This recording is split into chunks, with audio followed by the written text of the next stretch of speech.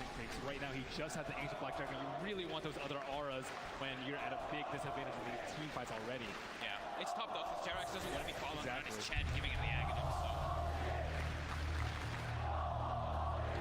As Thompson, he does have a Lincoln Sphere picked up, and they should have the BKB finished on Seb too. So that'll give him a little bit easier time to get those blink calls as he's been suffering to do so in the last few fights. And Somnus, full I've Scotty picked up, about to be level 25 as well. Yeah, they just need a couple more minutes on the side of OG before they're ready to fight. Wait for the Age to expire. Seb, he's in, gets the call, the character's going to get FY, there for the snowball save. He's going to be fine, and now they turn to look towards the axe. The taunt's going to be out. Seb goes for the TP. They've got the stun to cancel though. Seb held back for now. Thompson trying to offer his best from the side to provide some sort of safety, as he will get Seb back. They're able to get Seb back to safety, and Thompson, he's running away. X-Nova's there with the wraparound, gets the slow off, gives the vision for the snowball. TP from No-Tails coming in towards the Shrine, but Thompson, he's trapped. That's twice in this series that X-Nova just comes out of nowhere. Like, he's just on a warding expedition, then he just ends up wrapping behind these people constantly. Perfect time. Perfect timing, and has the Senton creep to boot. And look at these deep wards that he's placed during that time that he was running around doing so. He now has full vision of OG. Yeah, sees Ana farming these Ancients right now. Oh, Ana. FY just giving so much information for the team. He's got eyes on him. Get the punch on the wrong target, but the snowball pass will catch Ana. Ana, he's in trouble. The blood bright silence connects. He's got the match back up in a second, but can he really play his way out of this one? He cannot. Ana down for a minute and a half. Just having all this vision. I mean, X-Nova throughout this whole tournament has had the best vision in every situation, even when you wouldn't expect it. They're just like, oh, they're fighting on the left side. They're not going to have vision over here. But no, X-Nova always seems to have those prepared in every situation. And he has some incredible foresight to be able to have these wars that just lead to really clutch pickoffs. And Axe has not spent his money on BKB. He has the money, but he might be looking to save for buyback. We'll see if any of the buybacks do get forced out. Thompson's still dead for 15. Ideally, he doesn't buy back here. They may have to buy back on Ana. He's gone for 50 seconds. The split coming out from Chalice. He's ready to push in, look for the stun on No-Tail to hold back the Chen as the mid-racks are exposed. PSG LGD, 40 minutes in, able to open into the base and clean out this mid lane of racks. Still Ana holding on to that buyback. And they're going to keep going here. They really want to force this PL to come back here. Stun onto Thompson, will blink dodge it, but another tier 3 tower falling incredibly fast. They really don't want to use it. Seb jumps in, gets the call onto FY, there's the buyback. The cataclysm isn't enough to do anything, it isn't. PSG LGD still fighting strong. Thompson getting focused by Saunders. Seb taken down by Armin. The triple buybacks now out as Ana in trouble. He's pulled back for this one. The deafening blast onto the three of them, knocks them back, but Ana gets focused. Seb, he's in with the call. He has the control onto the morphing Saunders. Now being chased by Thompson. Blinks in with the call snap. The PLR is on top of it. They get Saunders too.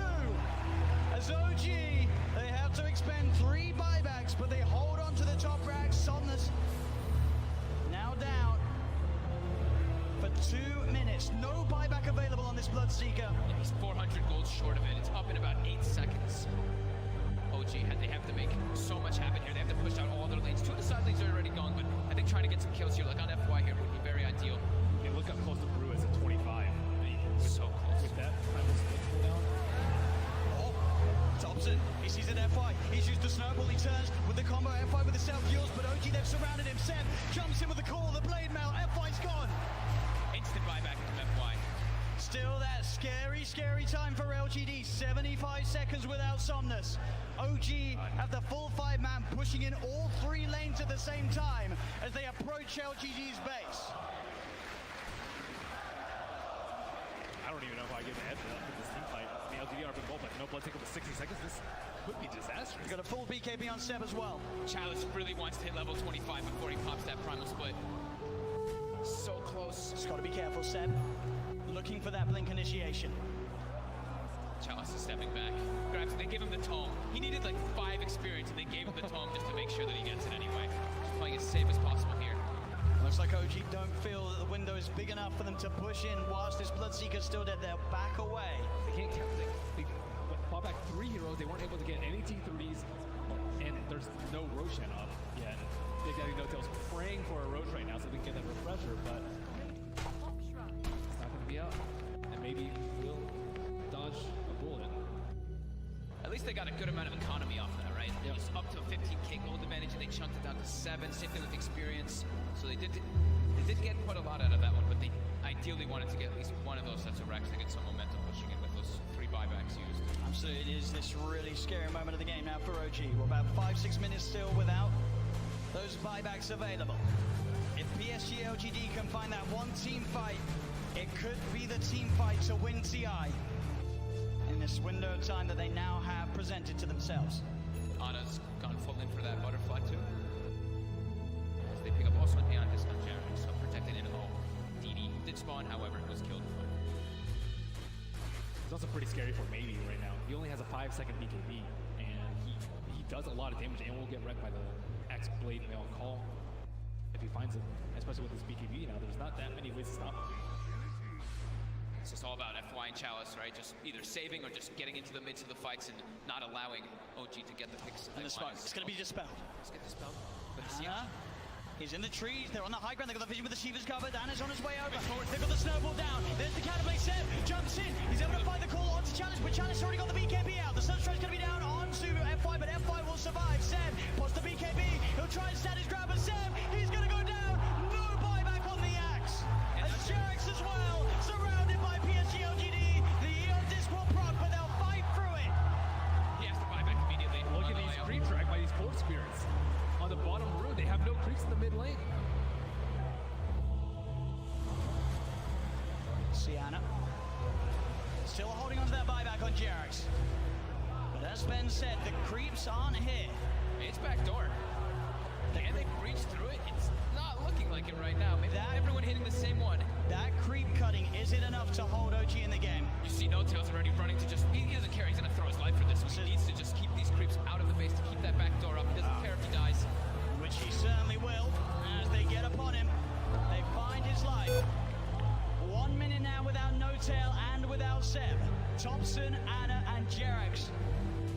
The only 3 heroes that can offer their defense during this final minute, this final stand. Jarex is really trying to hold on to his buyback. As Chalice split of course up once again. They're finishing off this second set of racks. He's got the Cyclone holding Anna up in the skies.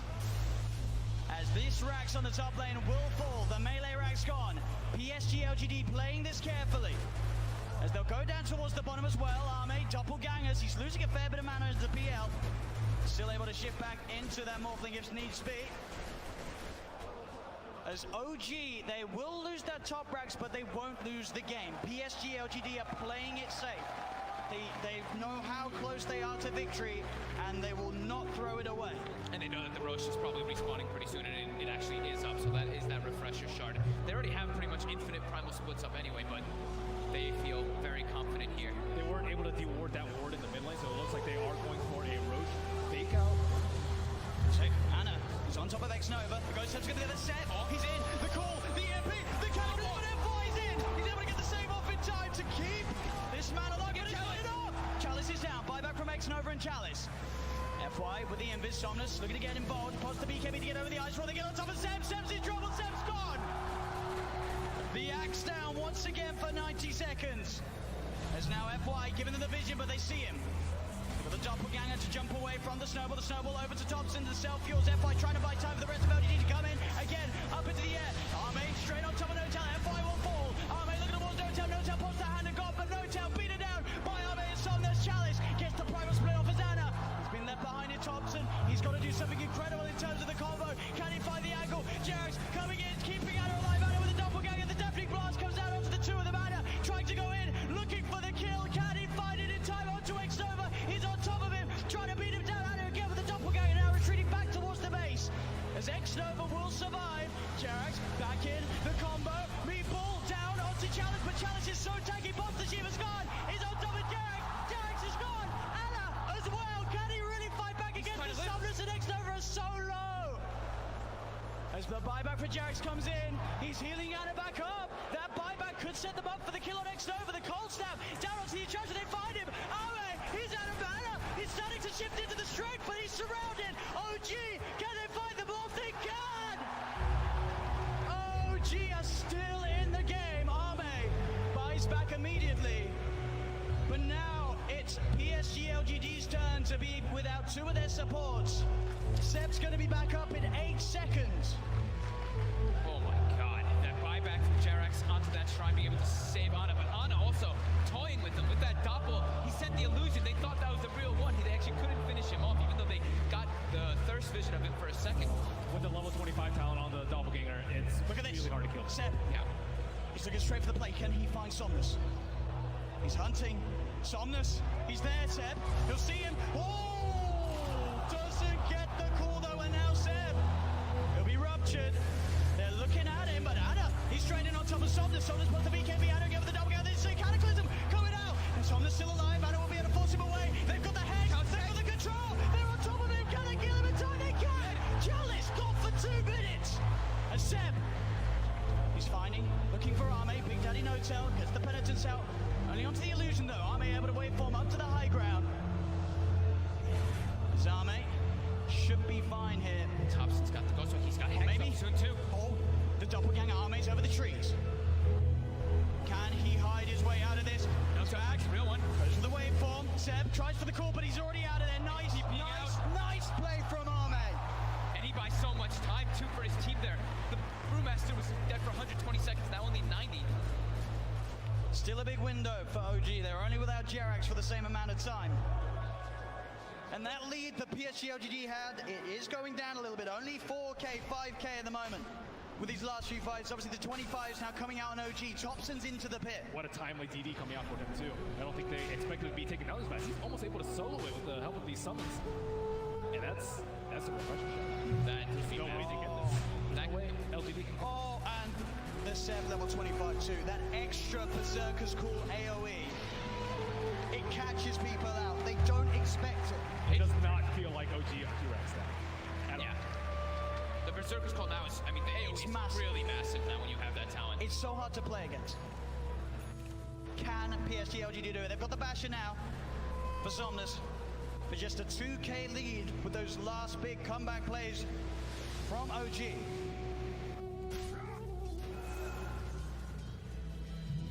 Still 30 seconds without Chalice. Double hex coming out now. Thompson and these 5-second BKBs. Yeah, I mean, they were crushing with their FY. BKBs. Being spotted He's out. got the vision. They're on top of him. Thompson, he's in trouble. The nullify comes out, but he got the ghost walk off as well as the hex in time. Now, Somnus turns off. The blood runs down. Thompson! He's dead for 100. Has got the buyback available. PSG LGD will certainly look to force it out of them.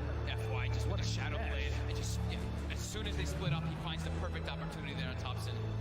You got to be careful going out on the map when FY's alive. There's every chance in the world that he's going to be watching you from the trees.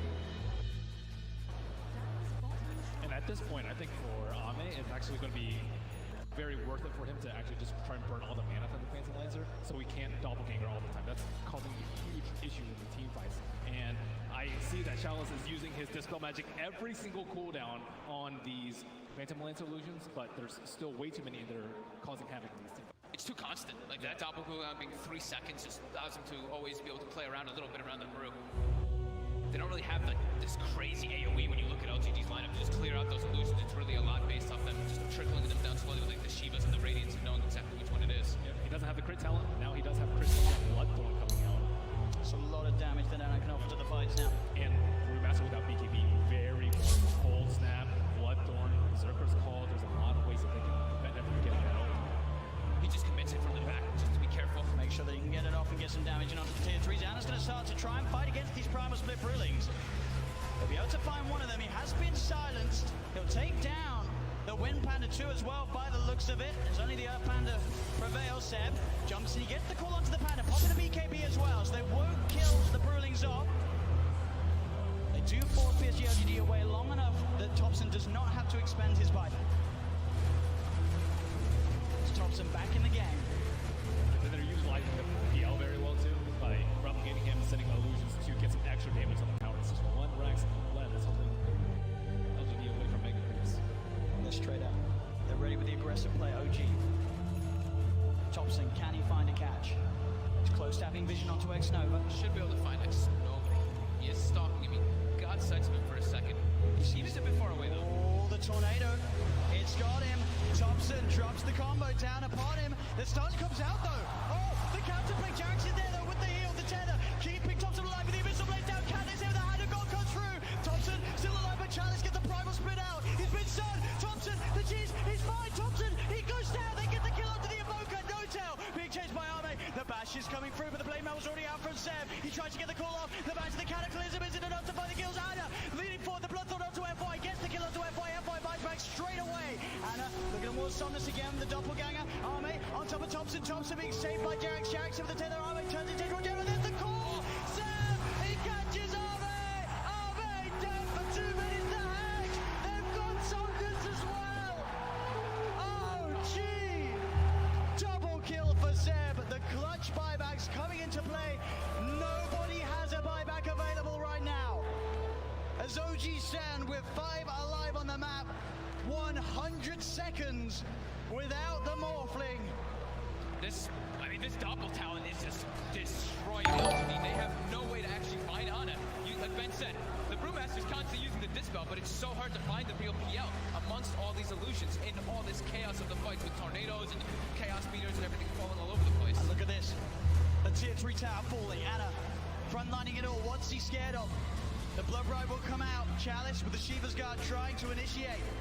But Ana is poking, prodding, beating down, and on the side, Thompson jumps in. Chalice gets in with the beat, with the call. Seb, he's got the disable on the Chalice to them. The damage they got on top of the Chalice. He's into the snowball. FY buying time for him, but now he's vulnerable. He's gets Hex, he gets Bloodthorn. Chalice buys back. Straight back into the game. Ana trying to find his attention onto X-Nova. Chalice leading forward. The Tornado going to be off the market. Only catches out the Bloodseeker, but Seb, he's looking for the follow. Jumps in, gets the call. The BKB was out in time. The Bananas on top of it. Now it's Seb's got the blade on FY. With the snowball again. Thompson, Jarex focusing the racks. Thompson gets the Hex up onto X-Nova. Seb healed up by Jarex. Anna still full health at the moment as the Brewlings are pushed back to the base. OG get the bottom melee racks. As still 30 seconds to play without the Morphling in the game. They move towards the mid lane. OG, can they really get it all here? The mid racks falling. They've taken a full second sets, 15 painful seconds for LGD. They're gonna keep going. They want to claim their megas. Another tier 3 falls. OG onto the final set of racks that LGD have left standing. Azana, he gets kicked back. He's separated from the team, but he has the double gagger. He's been ruptured. He needs help, and he needs it now. Jarex in with the top of the hand of God. Give it that double heal. The relocate as well. Jarex gets him out. As OG will successfully disengage before that Morphling's back in, as they found both racks. Jarex will die for this one, almost certainly, as he looks to tether across, but the nullifies upon him. He has buyback though, and OG just took so much away from PSG LGD, as they only have a lone range track standing on the top lane. I can't believe this is only 3 racks left in this game. One of those is range racks on the side of LGD. Buyback status. I saw X that was buyback, it was only like 600 or something. Yeah, which is crazy. But Jarex also kind of in that same network territory, looking at a very cheap buyback. But 2 in the game left. IO and the PL. PL is almost unkillable at this point. Like even without the Wiz, it's still really difficult. With the Wiz, just don't even try. We'll see this again. It's a save here from Jarex. The control is just not there, and they don't have the way to kill all these illusions constantly. And of course, look at Jarex coming in, starts that relocate channel, and is able to get it off. No one gets the control on him. 5 seconds remaining. It means the most, but he's still able to. Team secrets turn to ban. Greetings, everyone. Suns fan here with Cinderman. Long time no see, buddy. How are you? Hello. Wait.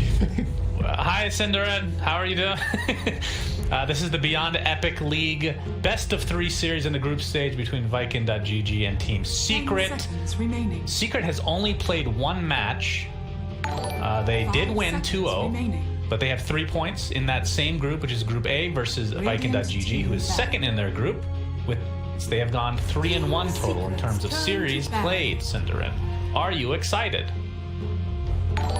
I feel like Viking is all. Sorry, are you saying Viking or Viking? Radiant team banned. Thank you. Thank you for making it easy on me.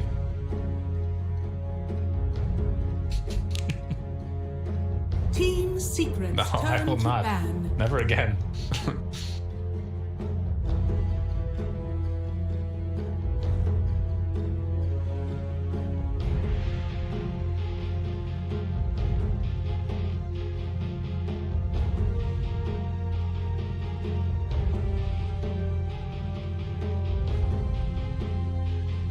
Seconds remaining. 5 seconds remaining. Radiant team ban. Yeah, should be. So even a draw here. Team Oh, yeah, secrets turn to ban. Yeah, Team Unique has already been eliminated in terms of standings, and Bait is not super far behind. It's basically top 4 out of the 6 of the stage. Not too surprising to see Grimstroke ban, Viking. God, now I'm gonna get it all back. Call him Viking then. Viking. Whatever comes out of my mouth is what I mean to say. Okay, Viking. They played a lot of Grimstroke in the last month in particular. I believe at about an 80% win rate. So not a huge surprise. And we're seeing all the zoo banned out. Nature's Prophet, Beastmaster. I guess Tree is in a zoo. He's a tree. Their tree's in a zoo. Chen, Luna, from the moon. Okay, that's less zoo-like. And the Vengeful What? Spirit. Oh, interesting. Yeah, and Vengeful, when Venge dies, she spawns an illusion, so that's also very zoo. That is. Technically contributes.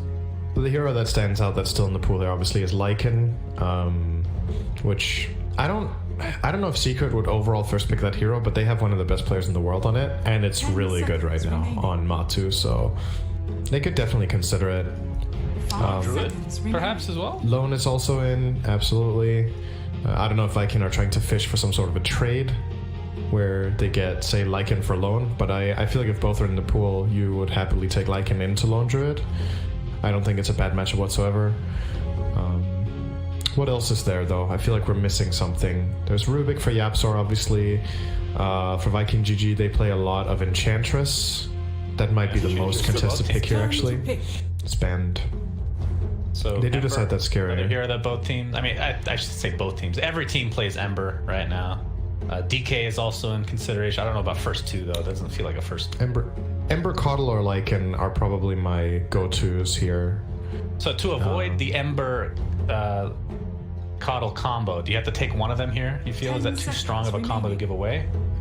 It has really high win rate and it is really powerful, but at the same time, I think a lot of its win rate is also because it's not being played in games against the, say, broken heroes because they're already banned out, so the win rate might be a bit inflated. I don't think Secret should feel bad about trading it for Lycan, for example. They're going to first pick Void Spirit, so they'll do something completely different.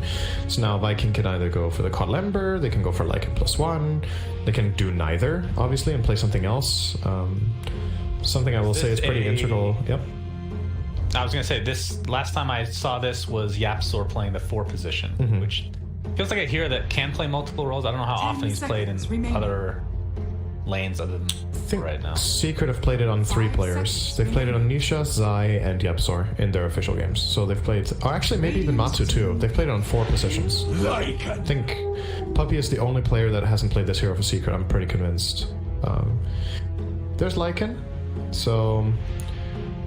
Lycan getting one of the most dangerous heroes of the patch. Super strong pushing hero, extremely powerful mid-gamer. Necrobook is cheap and nice to buy. He uses both Necrobook and Vlads and hits insane timing in the mid-game at like 15 to 20 minutes a lot of the time. And they get a lane secure in Bane to make sure Lycan has a good time. Most likely what they're aiming for. Okay. So we still have Ember in the 10 seconds remaining. in the mix, Cinderin. How's that matchup versus the likes of Bane, where you got some... I don't know how much Flame Guard actually takes in consideration with these picks. We obviously have the pure damage coming from Bane. They will go for the Coddle. Yeah, Coddle Void Spirit is strong, just like Coddle Ember. Really? It's not as good, but Void Spirit, like... if you have any mobile hero that has low cooldowns, Coddle loves to play with you, right? Because you give... Sure, you don't give him another jump, because it's the ulti of Void Spirit, but you give him another pull with Ether Remnant. You give him low cooldown Resonant Pulse, especially powerful when he gets Ags as well, and you just keep ramping up those silences. Give him a second to simulate. Like, all 3 of his first spells have a cooldown of... Is it 11, 11, 16? And Coddle just cuts 6 seconds off that for you. It's really powerful in fights, for sure. Ember is a category for itself, but this is one of the better ones that is not Ember. Do wonder why they picked it over Ember, though. That's a good question. Like, why they rated higher as a overall first pick. Well, maybe that gives... Oh, you mean instead of the Void Spirit, yeah. Yes. How many positions can Ember play? I guess we've seen them all 3. It's not as often as a... Yeah. But I've seen a couple games, I suppose.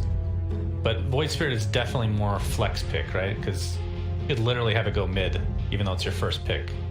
Like, I guess part of the reason for Secret is that they consider Void Spirit a good 4, whereas maybe they think Ember doesn't do that well.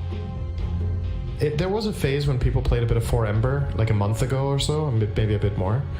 But it's kind of fallen out of favor, so maybe they just like Void Spirit for the extra added role, or so they have a bigger strategy that we have yet to see here. What are the Lycan counters these days? Old school, you would say Axe. I don't know what else. Sven used to be a carry counter, but it's not good because Sven is bad and slow. Very bad. Those that can just stand their ground, stand and deliver. There's been times when Medusa did well, but I think, again, the tempo is too fast. Lycan gets Necrobook too early.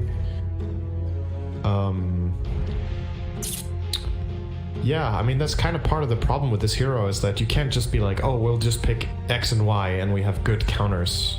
How's Pango? I feel like Lycan deals with most stuff. It's okay.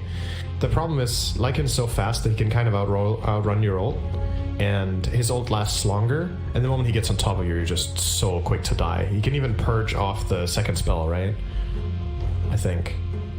I'm pretty sure about that. Let me check. Okay. Well, Abaddon's going to be banned out. Hero? Here it is. Yeah, Viking he should be able to push one more. Haven't seen that interaction myself, but I assume so. Still 1 minute in reserve time for Viking. Still a lot of decent heroes in the pool that both teams pick. Rubik being, well, that's a support at this point. I guess you still need a support for Viking, and Secret, we're assuming this is 4-5, but of course there's the flexibility options.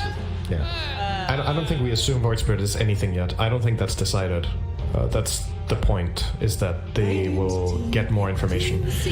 I do think the core matchup of Lycan is pretty rough for Void Spirit, actually.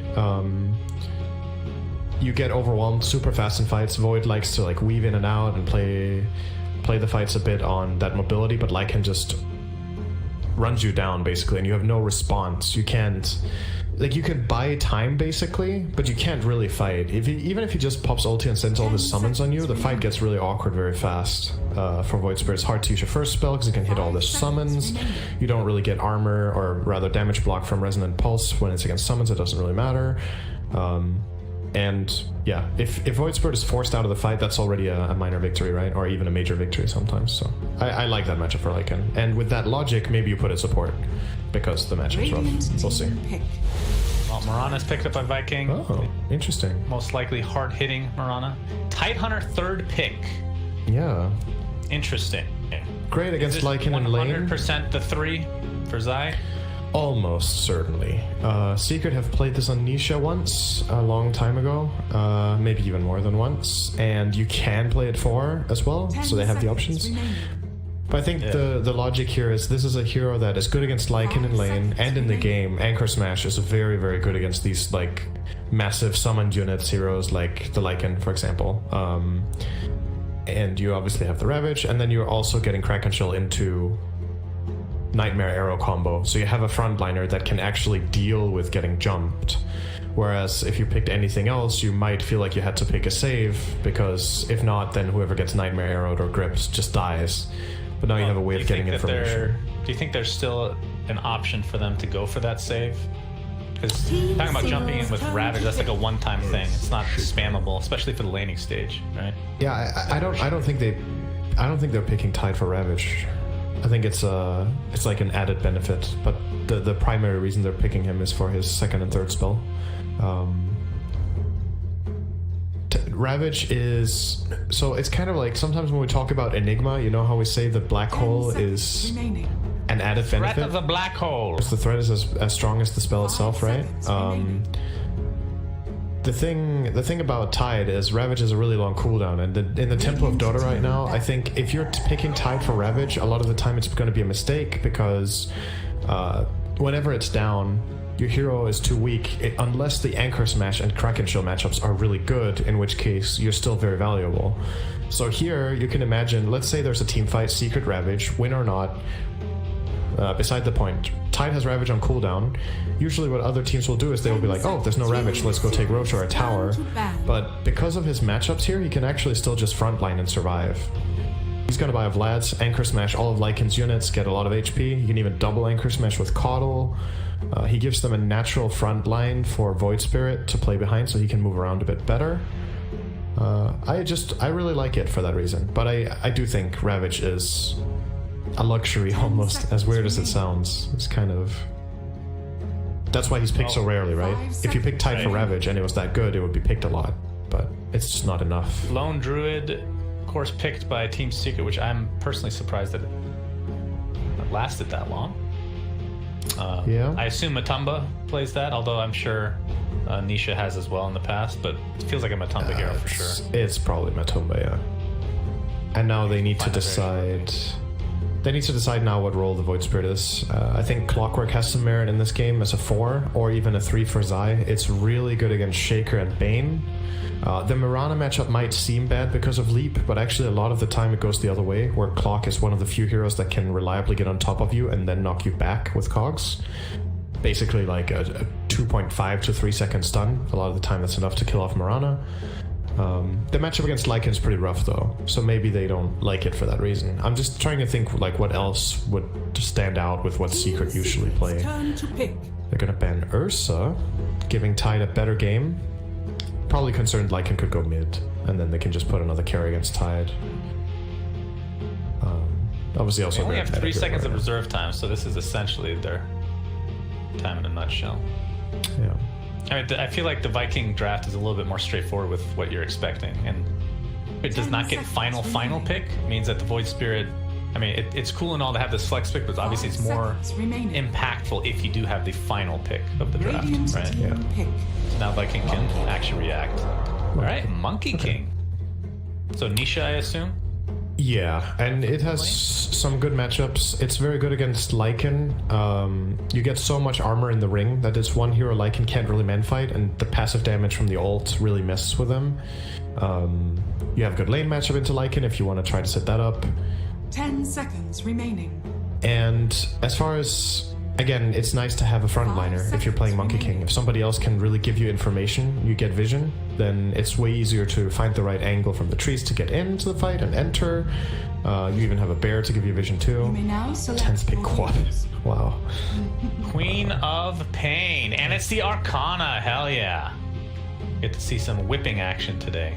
If they're in melee range. Well, semi-melee range. In Monkey King range, let's say. Whatever the hell range that is. Definitely not melee. Pretty much, yeah. Last pick, and it's Boom. He loves this hero. It's one of the things that Viking have had the absolute most success with, and his matchups in lane are pretty good.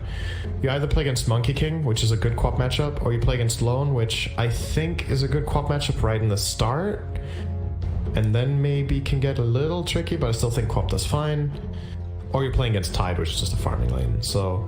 I reckon it's going to be Quap versus Monkey mid, and... You reckon? Yeah. Although you could... It's an offlane Mirana Shaker, probably from Viking. You could play safe lane Monkey King into this with Caudle. And put the Tide, or sorry, put the Lone mid.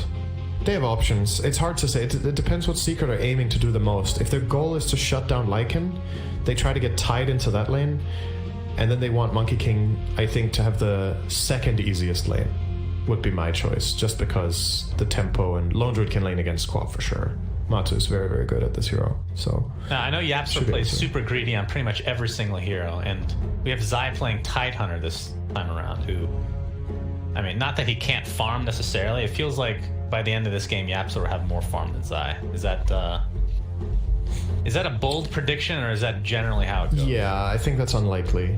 Okay. Also because Secret in the last month have adjusted a little bit, I would say, in terms of farm priority. Yapsor takes less in a lot of games, and Puppey actually takes more. So what?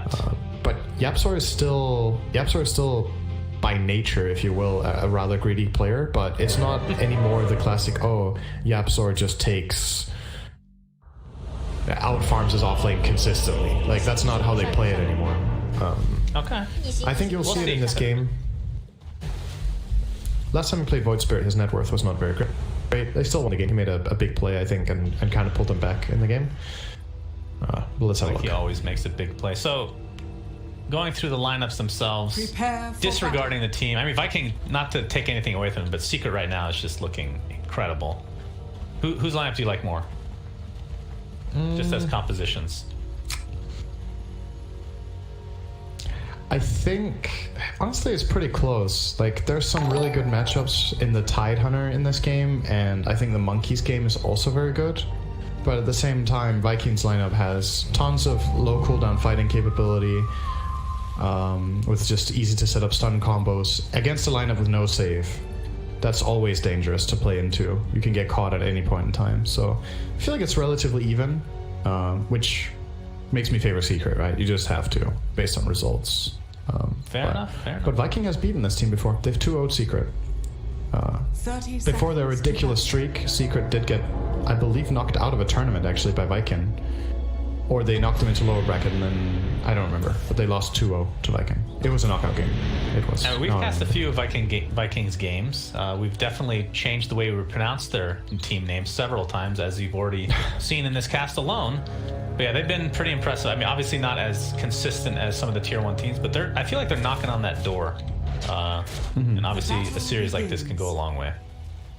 All right, looks like the bounties will be split between each respective team.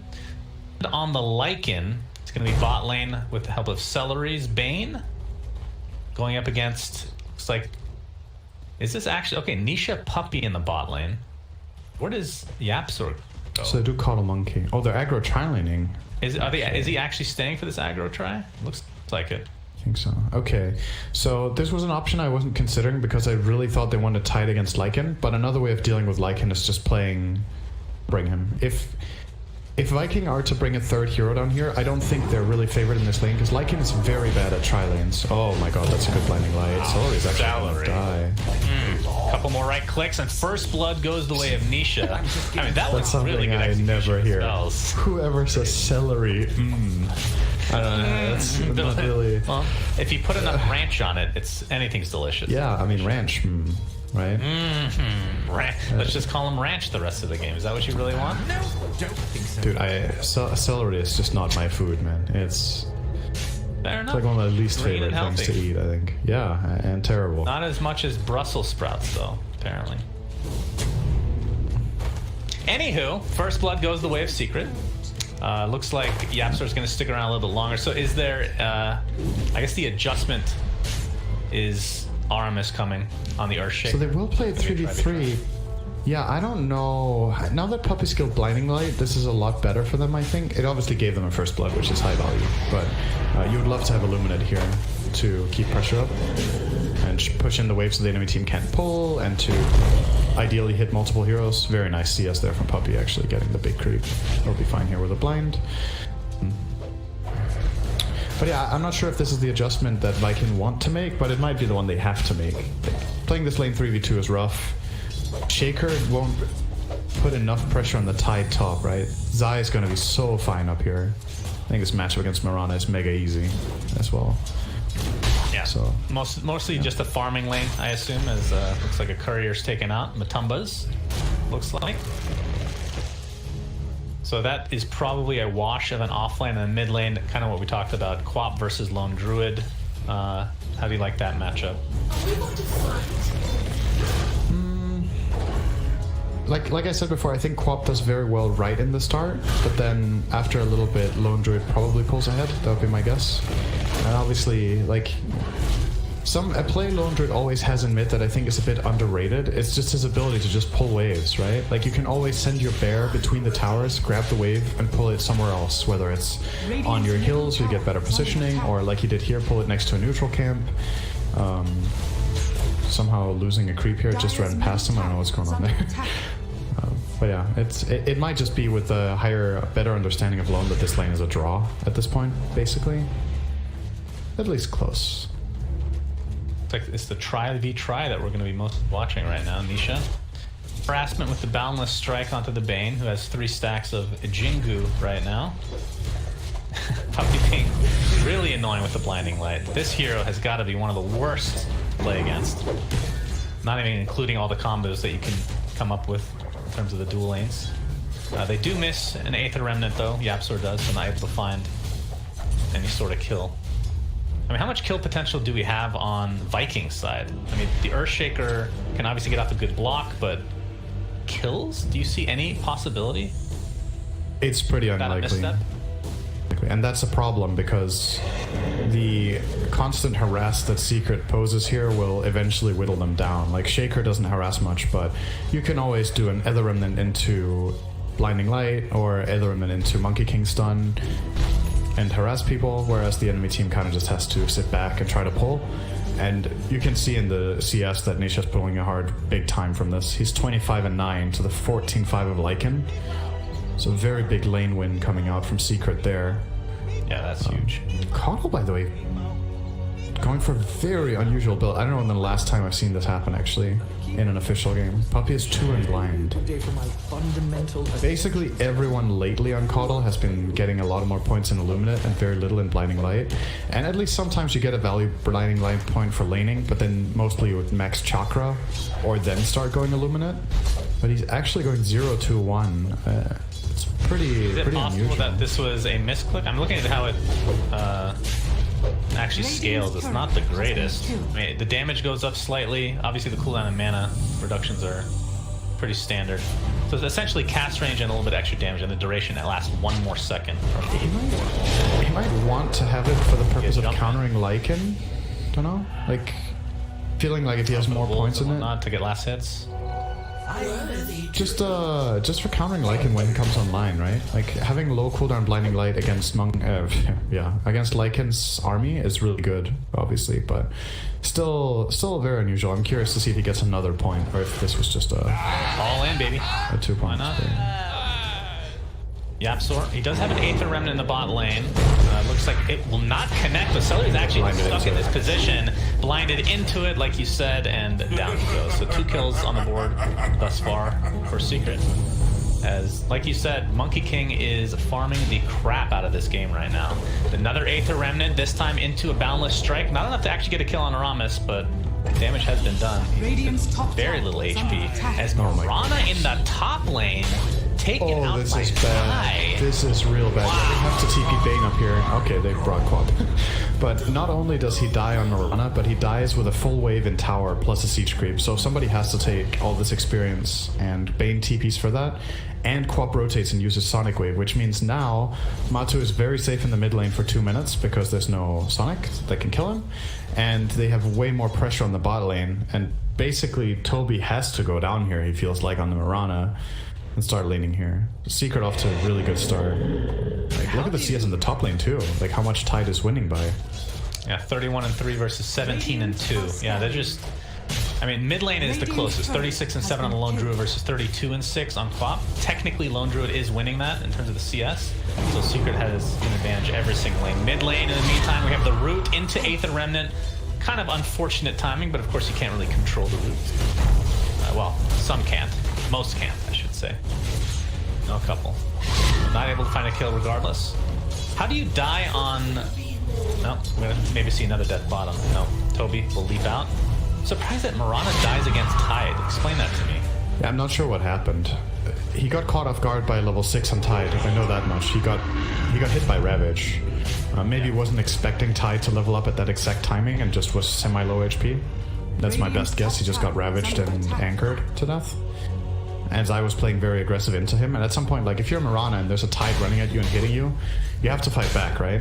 You can't just run away every single time and not get any control of the lane. So maybe they were both floating on like semi-low HP, and then Zai got the Bottom lane. Aether Remnant. Yapsor sets up another potential kill here. Toby, not really anything he can do. No leaps available. Boom actually came in, but the Balance Strike misses. Puppey getting very low, but will live with 5 HP. Now the pressure is upon Boom. Has 3 stacks of Jingu Mastery, but sidestep the rest, and I think that'll break things up. So 4-1 advantage now for Secret, but another kill onto this Mirana. Her game feels just awful right now. Yeah, it's not good. And it's a hero that likes to play with tempo, right? We've seen some Cormoranas have huge impact, like a team that really stands out with it. Oh, alright, that's a Sonic. Nice. That was a Sonic wave. Looks like Earthshaker is going to... And that was a Ravage. Okay. Another Ravage, wow. Guess we're using the big spells right now. Nisha, nice dodge on the arrow. Might have to try to fight back here. Balance Strike, a little bit of healing, but there is the Nightmare. Celery. Nice catch. The right clicks, and Toby with the Starstorm. So finally, a very high value kill for Viking, it feels like. Yeah, and for Toby, who needs it badly, right? Like his... I was going to say a team that we've seen had a lot of success with Mirana has been Team Liquid. They've played it both 3 and 2 as of late, and even 4. But usually when it really takes off, it's from a full-on snowball on Boxy having a great laning stage. This hero with a bad laning stage just feels very lackluster a lot of the time, so it's good if they manage to pull him back in the game a little bit here. You can see on his net worth, he's still... transitioned to the top lane, so they might be focusing on this. There's pressure being applied by Shad and company in the mid lane, so Puppey's going to have to TP with that level 1 Illuminate. And it is a level 2 Blinding Light still, but of course hasn't really increased his levels that much since last talked about it. Dodge see immediately, they bring the wall here. They know the rep. Boom does not have Sonic Wave either, but Matamba is able to get the tier 1 tower all by himself, so successful from Secret here in the mid lane. This is basically textbook defense, but... Going for more Zai. Shaker, good stun. Looks like Zai will likely go down. It's 2 Booms. Scream of Pain. I'm not sure if they actually want to continue to fight the root onto the Queen of Pain, into the Fear. Do they have enough to actually take him out is the question. Yapster does have an Aether Remnant for a little bit, so Boom gets out, no problem. In fact, Celery able to sidestep the Aether Remnant as well. Good stuff from both teams here. I really like the defense from Secret. When you're being pushed on the key tower and you have Tide, you almost always just want to bring Tide there as soon as possible. And Zai came in and defended. Viking realized they couldn't brute force the tower, but then immediately identified that they could try to run him down in the jungle and get that kill. So it was a nice kill. They don't get the tower though. Puppey's gonna Puppey. Nicely done. Don't think he had enough damage anyway. Sonic was not nearly enough to get that kill. Oh, Toby's in trouble now. Yeah, Toby might be in some trouble here. The Gush. Oh, Zai did have Ravage. Say, if he Ravaged there as well. Never seen this many Ravages at this stage of the game from a Tidehunter, it feels like. Good to see. Tier 1 tower looks to be the next potential choice here for Secret. But they have to worry about losing this mid lane, which is very important tower. Radiant's bottom tower is under attack. There's a smoke. Viking. That was not spotted by the observer that Secret have down here. I think they smoked just outside of vision of both wards, so nicely done. And this could reward them big time mid lane. Oh no, that's... The sleep on the bear. They lose vision on Matamba. They're going to find him though, and there's the grip. That should be more than enough to get the kill. But the Fear comes in at the last moment, but the Earthshaker ult will be enough to finish off your lone druid, and now the tier 1 tower will likely follow suit. They did get the bottom one, did Secret, so it'll be a trade of sorts. Yeah, so looking for the deny, but we'll have to Astral Step to save. Very good trade for Viking. They get the highest value tower right now in the mid tier 1. They kill the enemy highest net worth hero, and all they had to use was an Echo Slam that doesn't have a dagger behind it yet anyway. So it's a very hard spell to use in this game, especially you're playing against a mobile hero in Void, a mobile hero in Monkey, Lone Druid who will generally not be in range with his own hero, but just the bear. So the spell is kind of, I would say, almost low value right now. So getting any good kill out of it is great. Looks like Puppey baiting and top. Yeah, looked like that was case. I'm not sure anything will come of it.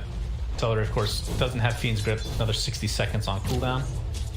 Fatus Ignis, or Ignis Fatus, is now available, Syndra. The Will-O-Wisp, as some call it. Dota 2 officially does call it Will-O-Wisp, but Ignis Fatus sounds way better. Armis, I think he feels like he's still baiting, but they don't really have anything to TP to if he runs into trouble. Secret playing a little bit safe as a result. Puppy's just all alone now. So it's going to be more of a farming game for a little bit here as Lone Druid working on a Desolator for his bear. Been seeing a lot of minus armor. Mask of Madness into like Deso Assault. We're taking those towers and just shredding supports. What do you think of that build overall on Lone Druid?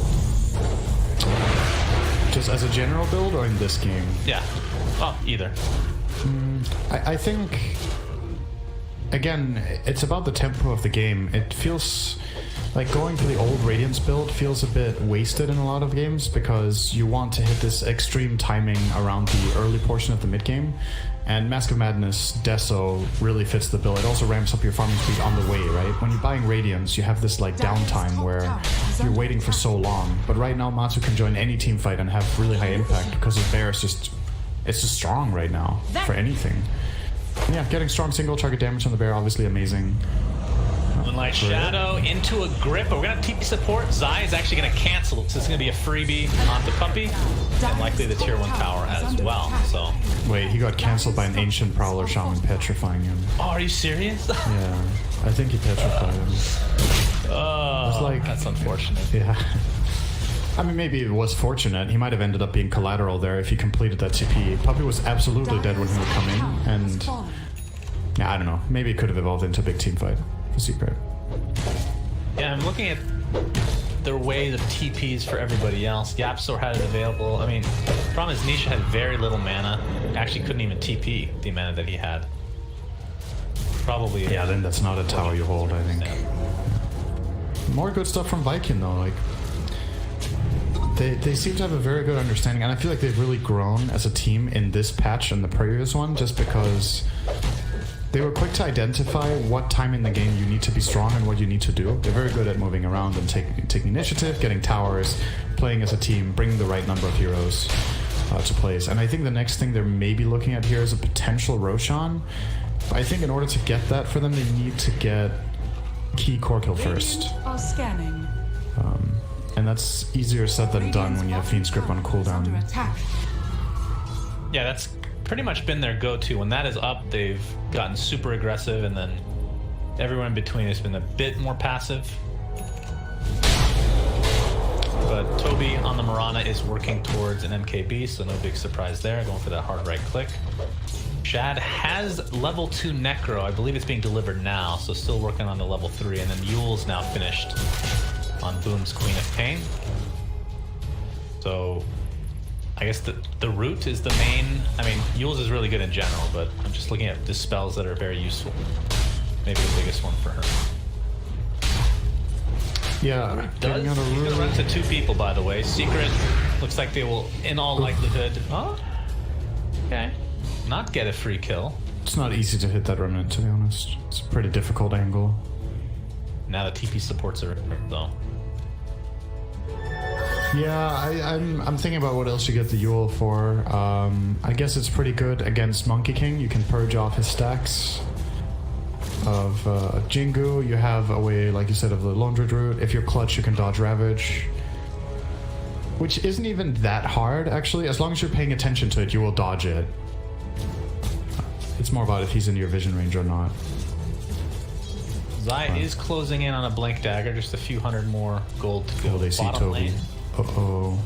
It's already together right now. Misha is watching from above. Aramis is available on the back end, though. They're going to start with the Boundless Strike. Grip onto Yapsor. There's the Echo Slam onto 2. Beautifully done, with a counter Ravage from Zai into the Monkey King. Oh, it looks like Aramis will find his way to the grave, along with the Bane Elemental. Now Toby, under that Moonlight Shadow, looks like he will live, so a lot of ultimates expended and 2 supports die. Make it 3 as top lane Puppy gets taken out by Boom. So 2 for 1 across the board. That was a super good read from, I mean, really both teams. Viking set that up as a trap. They're in a great position with the Bane. They got an instant grip out as they needed there to counterplay this fight. The Echo, obviously a bit underwhelming, but that's what you're going to get if it's just 2 heroes in the middle of nothing. That your Echo is not that dangerous. But just as much from Secret. Zaya just there at the right time. Very nicely set up. They were kind of expecting, I think, that Viking were semi-baiting that, just because when they looked at the rest of the map, the heroes weren't there. Here we go. New story. It's time for Roche. There's no Ravage.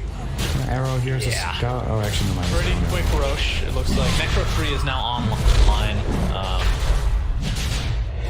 Toby's not really that close. I mean, yeah, he's not really that close to MKB, so a couple minutes away at least. Not sure what power spike they're looking for before they just get ultra aggressive. Obviously, they can just Aegis how they like. Aegis picked up by the Queen of Pain. They're going to smoke immediately, and they ping around Nisha, unless that's Nisha's ping, actually. He's going to jump in, and the Yules look like we're going to go for Yapso, but actually the Fissure misses. Links in with the Enchant Totem, though. Boom. Coming in as well. Lycan's going to pop the ult. The Yapso are completely out of Astral Steps. So that's going to be an easy cleanup. But they were definitely looking for more than that.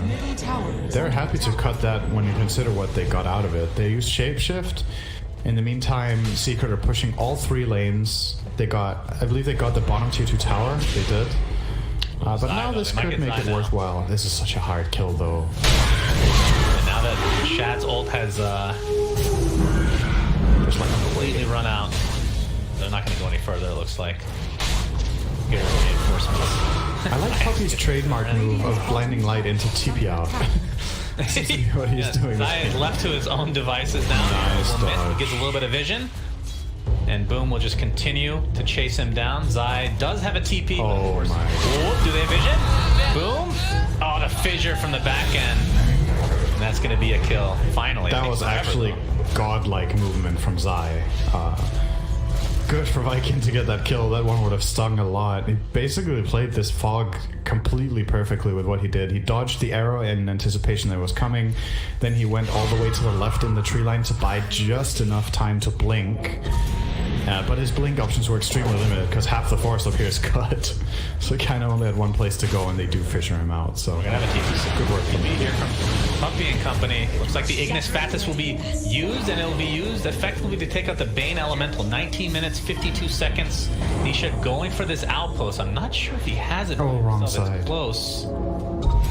And controlled by the Dire. Okay. Yeah. Northwest. He gets it just in the nick of time. Yapsor had a 50-50 there against Toby on the Remnant, and he threw it facing the wrong direction. Or he could have maybe got the Marana there too. But yeah, that's a big cooldown from Secret to only really kill a Bane. They do get the outpost, like you said, though, so that definitely is valuable. But it could prompt another aggressive play from Viking now that they have all their stuff except Moonlight Shadow. But they will have play, and they're going to do that. Yep, coming very shortly. Toby just needs to get some mana in the item. Good to fight for now. But yeah, there is a smoke being used. Artemis, of course, showing off that Blink Dagger not too long ago. Does have the Echo Slam available as well. A couple couriers coming out. Use the Scout. My Puppy's actually way down there. And that's exactly what Viking is going to try to do something about. See if they get the courier as well. No, they're just going to go. Oh my god, the random blind. No. It's unfortunate. If he dodges the arrow now too. Toby, arrow. Nicely played. So Puppy will inevitably die. Oh, the Ravage onto 3. Surprise attack from Zai. Celery gets up the brain sap, healing himself decent amount, but here comes Nisha. Deletes him from the game. Aramis gets up the Echo Slam. It's only onto the one hero, trying to stun as much as possible. It's Nisha now turning his sights onto Toby. It's going to be pretty close. He's going to get that kill. Looks like it'll be a trade of sorts, though, as now Boom has come to play. Shadow Strike applied to Zai. Blink out just in time for Boom, and that looks like it's going to break things up. It's a 2-for-1. Zai is just continuing to chase his Queen of Pain. But yeah, that'll be the end of it. Oh, I don't know if Celery should have done that. Okay, he's fine. I thought he was going to get caught by the bear. The bear is getting a lot stronger. It has the Hyperstone in addition to the Mask of Madness. They're chasing and the Desolator. A nice fear. Yapsor in the trees right now. sure if they know he's here. I don't think so. Does have 2 astral time steps to get available. out. Yeah, this is an awkward like 30, 40 seconds. That from even from our perspective, where we can see both teams, that looked dodgy to start going for the bear that deep. And obviously Viking don't have the exact positioning information that we do, but they still felt confident that they would be able to reset there. Again, lots of good plays lots of good individual plays. I think Shaker played that fight beautifully. Yeah, he doesn't get the key kill that he was looking for, or actually he did get Nisha, right? They did get Nisha in the end, and he stayed alive himself. The Ravage was great. Good Dota, but Secret again kind of getting the better end overall in terms of economy. There hasn't been a big team fight win for Viking all game. It's kind of just breaking the end. This was their Aegis. Yeah, didn't really get much use out of it. BKB is now online for Boom though. 10-second with the Scepter. Looks like he's going for Shiva's next. Toby's still working on... Wait, does he actually not have anything? He has to have something. He's had this MKB for a few minutes now. It hasn't been that long. He got it right before the fight broke out, right? He had it for like 2.5 minutes, I think. I'll say 3.5 minutes. Okay. Big difference. He did die in the start of the previous fight, so he didn't get any net worth out of it. He was the first casualty. Yapsor has his Yules and is now working towards an Aghanim Scepter, which this game, I mean, now you have extra use of that Yules for Boom, the double silence. Now you have BKB and the Yules to take off silence from Spirit. Of course, I really like that Ags, by the way. It's pretty good. Yules into the Remnant. Dire's bottom tower is under attack. It's like he's just going to steal the Dire's walk away. structures are I think he was also hoping to force a BKB charge. Which is cool. Didn't feel in trouble, and he was right. Cool. Smoke is going to be broken by the Earthshaker, who blinks out to safety. Nicely played there. Courier actually gives Ramos. I believe it brought a Staff of Wizardry, which actually showed where he was. Looks like he will be found, though. It did cost an Ignis Fatus, and I'm not sure if that was worth it, but either way. Oh, mid lane! Boom has to pop the BKB and blink away to safety.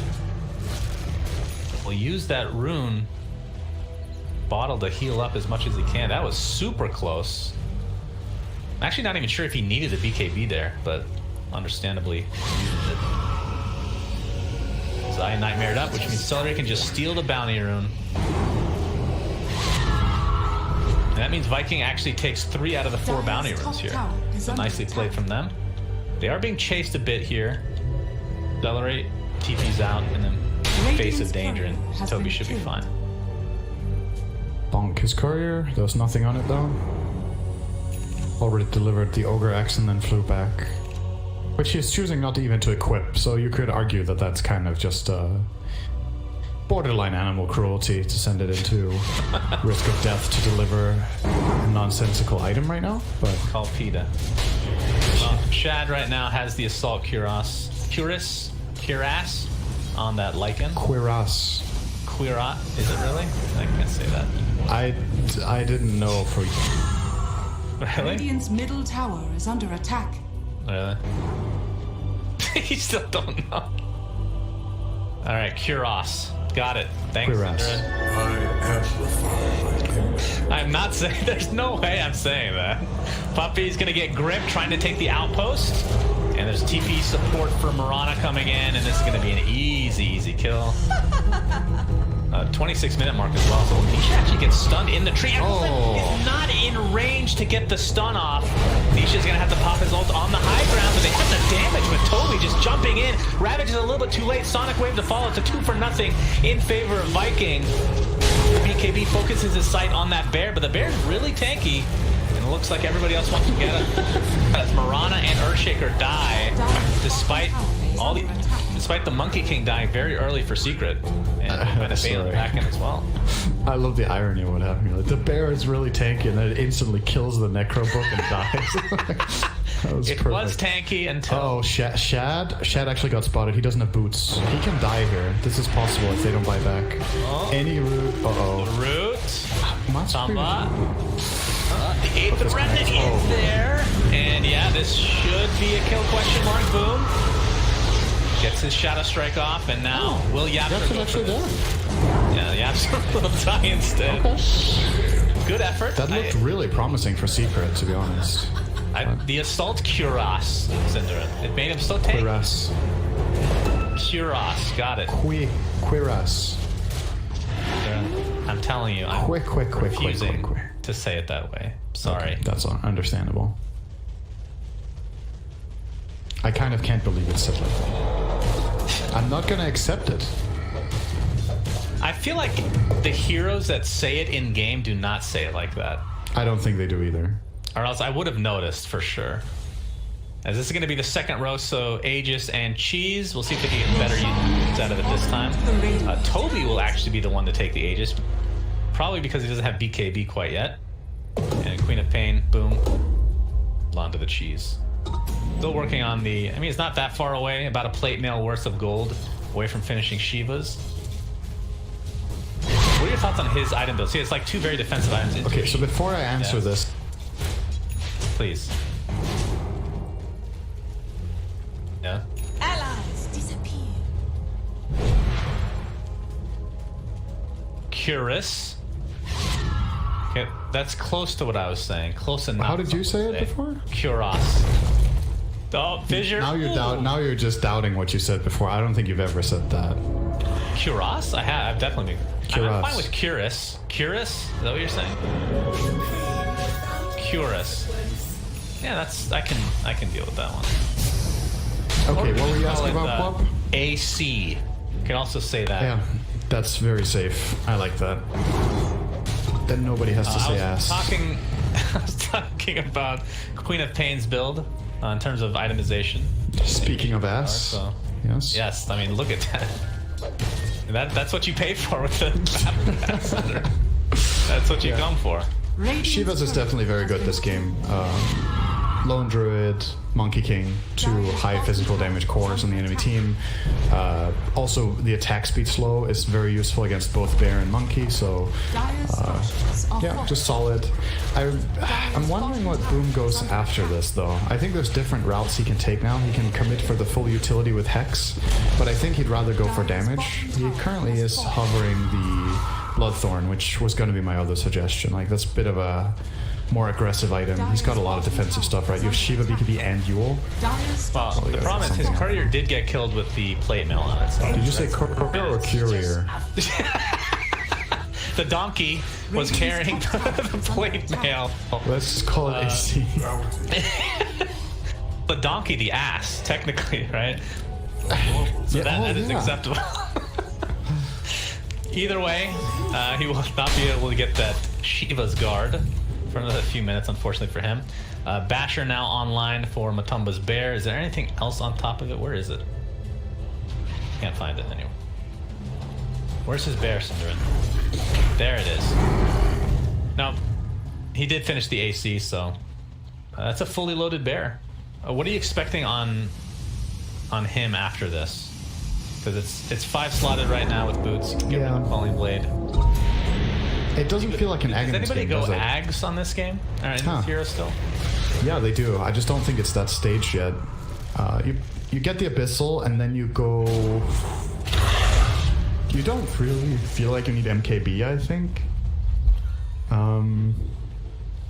Shadows. I'm not really much of a Lone Druid player, so when it comes to like what you get in your 6th slot on this kind of hero, oh boy. Oh, Ravage onto 2, and they are deleting the Queen of Pain, and the Bane is next. Set up. And they will just continue on. Yapster doesn't have Aether Remnant, but to get off the Yules, Toby's forced to leap away, still with the Aegis attack. Yeah, now they're wishing that he had not only his Shiva's finished in his inventory, but perhaps the Aegis as well. It's completely stun locked. Defensive build. Zai jumps in again, but Toby's going to do a lot of damage. You got to be careful, Fissure. Toby actually stuck in a weird spot now. Has to pop his BKB in order to run past that Aether Remnant. Now Matumba Man just going to bash him with the Bear. That is the Aegis gone. Leap 1 is available. He gets taunted immediately thanks to the Aether Remnant again, and this could be the beginning of the end for game 1. Probably gave him a pretty secret. Burial there with the Burial? Burial? Looks like this is going to be minimum 2 racks. They cannot go for megas. Are they gonna respect this and back out? Maybe they will. They used a couple of big ultis. No, they're still gonna. They're feeling it. Oh, nice play. 15 seconds on Queen of Pain. They assume that somebody hits buyback, but not anymore. It's been a long enough period as Yapsor comes in, just thinking another kill, this will be big, even if it's on just a lowly support Celery. Pops that Ghost Scepter, and will die shortly after. The Zoo is alive. Echo Slam onto 2. On the BKB, and Sonic Wave deletes him again. That's a 3x combo according to that Arcana. And with that, Secret will not be able to get that second Rax and will attempt to fall back. And if all they lose is the Monkey King, this is an extreme win for Secret. Tanky Puppy. Yes, make Vanguard. And Medallion. Oh, Vanguard. What in the God's name?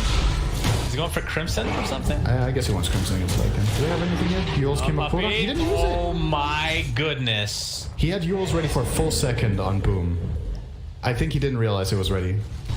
Maybe he didn't realize how tanky Puppy was. Definitely a kill. Yeah, he's in disbelief. He just pressed attack and took his hand off the mouse and keyboard and was like, he's dead. What is this build? Puppy loves buying armor.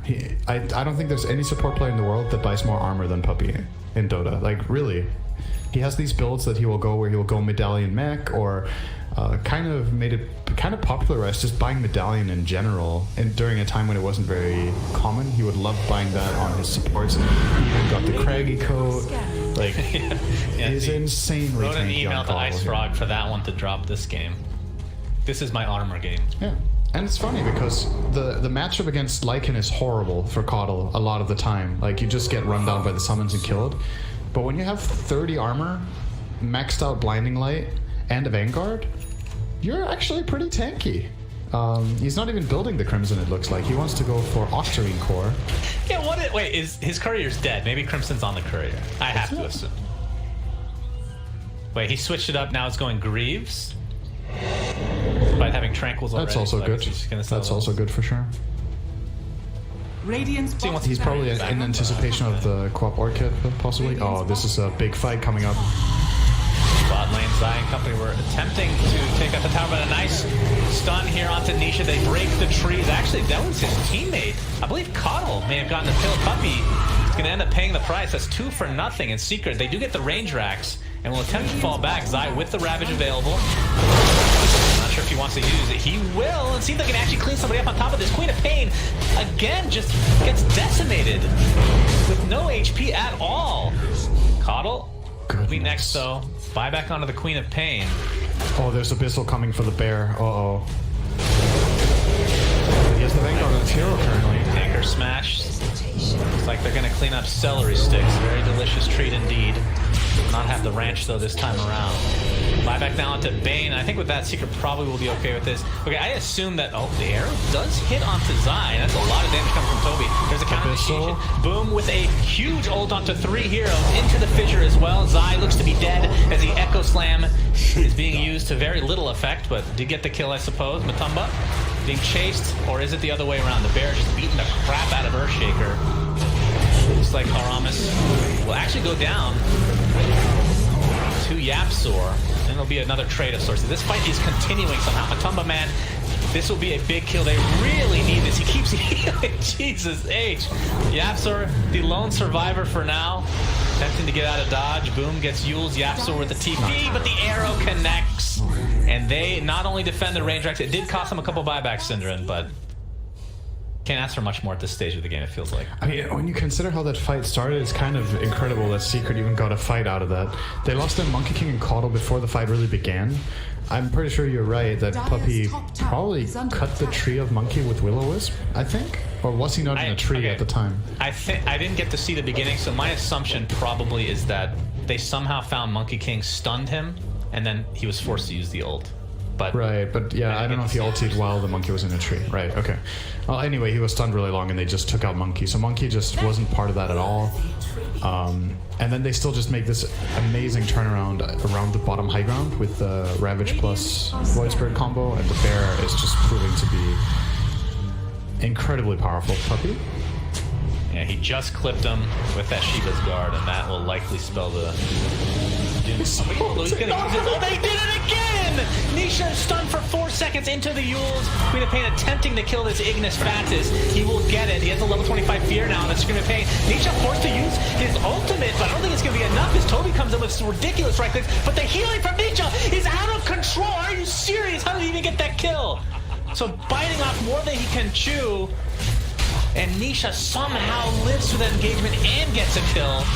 Oh, he got Going again. There's the fear. The Ravage to follow. Nisha extremely low. Needs to get those Jingus up. He will do so, but the Sonic Wave gets him very low. And there's the last right click from Shad, taking that Monkey King to the grave finally. Armas jumps in with the Enchant Totem. Echo Slam to follow, only onto the one.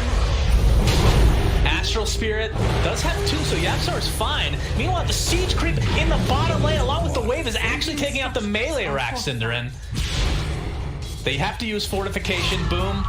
Looks like he'll be okay cleaning this up. In God's name. That was pretty crazy that Monkey King actually managed to survive all this. So obviously he has the Butterfly, but doesn't really do much against the Mirana and nothing, or it does a good amount against Quap, so that's barely enough. I think without Paladin Sword, he's dead there. Yeah. I'm pretty sure that made the difference. Getting all that extra lifesteal and of course the bonus heal once the Jinkers came out. Thank you. Just... And you can't blame Viking for going for that kill. It really looks like Puppey just screwed it up, right? By putting him out of the trees with Ignis. They get an opening with they get the fear off on Quap, they get the Sonic out, and still they didn't have enough. How does the fear work against Monkey King when he's on a tree? Does he actually come off the tree? I think he stays in the tree and it's just fear. Radiant's top tower. Well, we've seen a couple times Boom with that Shiva is actually being used for vision. Oh, he went in. Yeah, he does go in, does have the BKB available. Hex, Puppey, but there's the stun, and wow. Okay, he is dead. Oof. He has just died a horrible, horrible death. That is a pretty big oof. That's 2 minutes, and he just bought Hex, so he's actually dead for 2 minutes. The game could end off this. Yeah. I mean, they could take Roche and go straight down mid. Oh no. For sure. They have the Refresher Shard on Roche now. This is a double Ravage, I assume. It could be double Ignis Fatus actually does not work that way, right?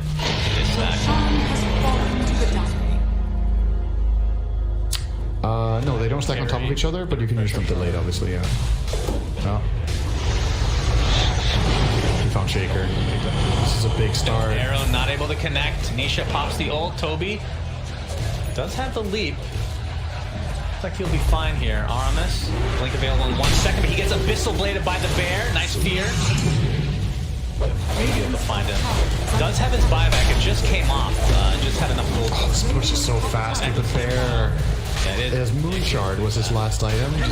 Okay. What's the attack speed? It hits 3 times per second. 0.34. That is with Mask of Menace enabled? That is without Mask of Menace enabled. Without? Yeah. Oh my god. Ravage. There we go. Zai has 2. Will-O-Wisp is applied as well. Zai will likely ravage it on nothing. Oh, 0.27 on the bear. It hits 4 times a second. With Mask of Menace on. God, dude. Great game. All right, well, Secret honestly takes super game good. 1. Yeah, that was an entertaining game. I think both teams played very well.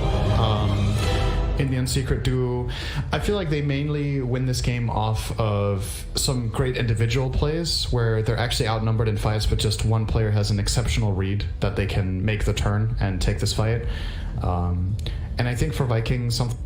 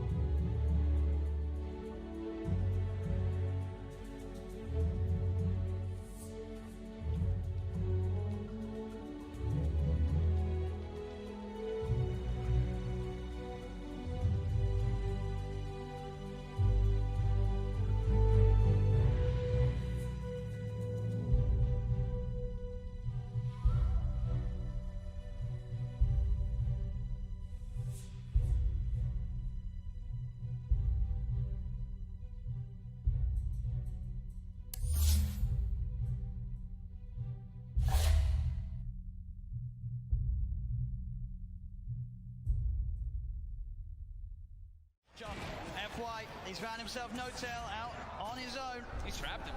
There's No-Tail. Is he going to get any sort of backup? No, he's not. There's 3 still dead on OG.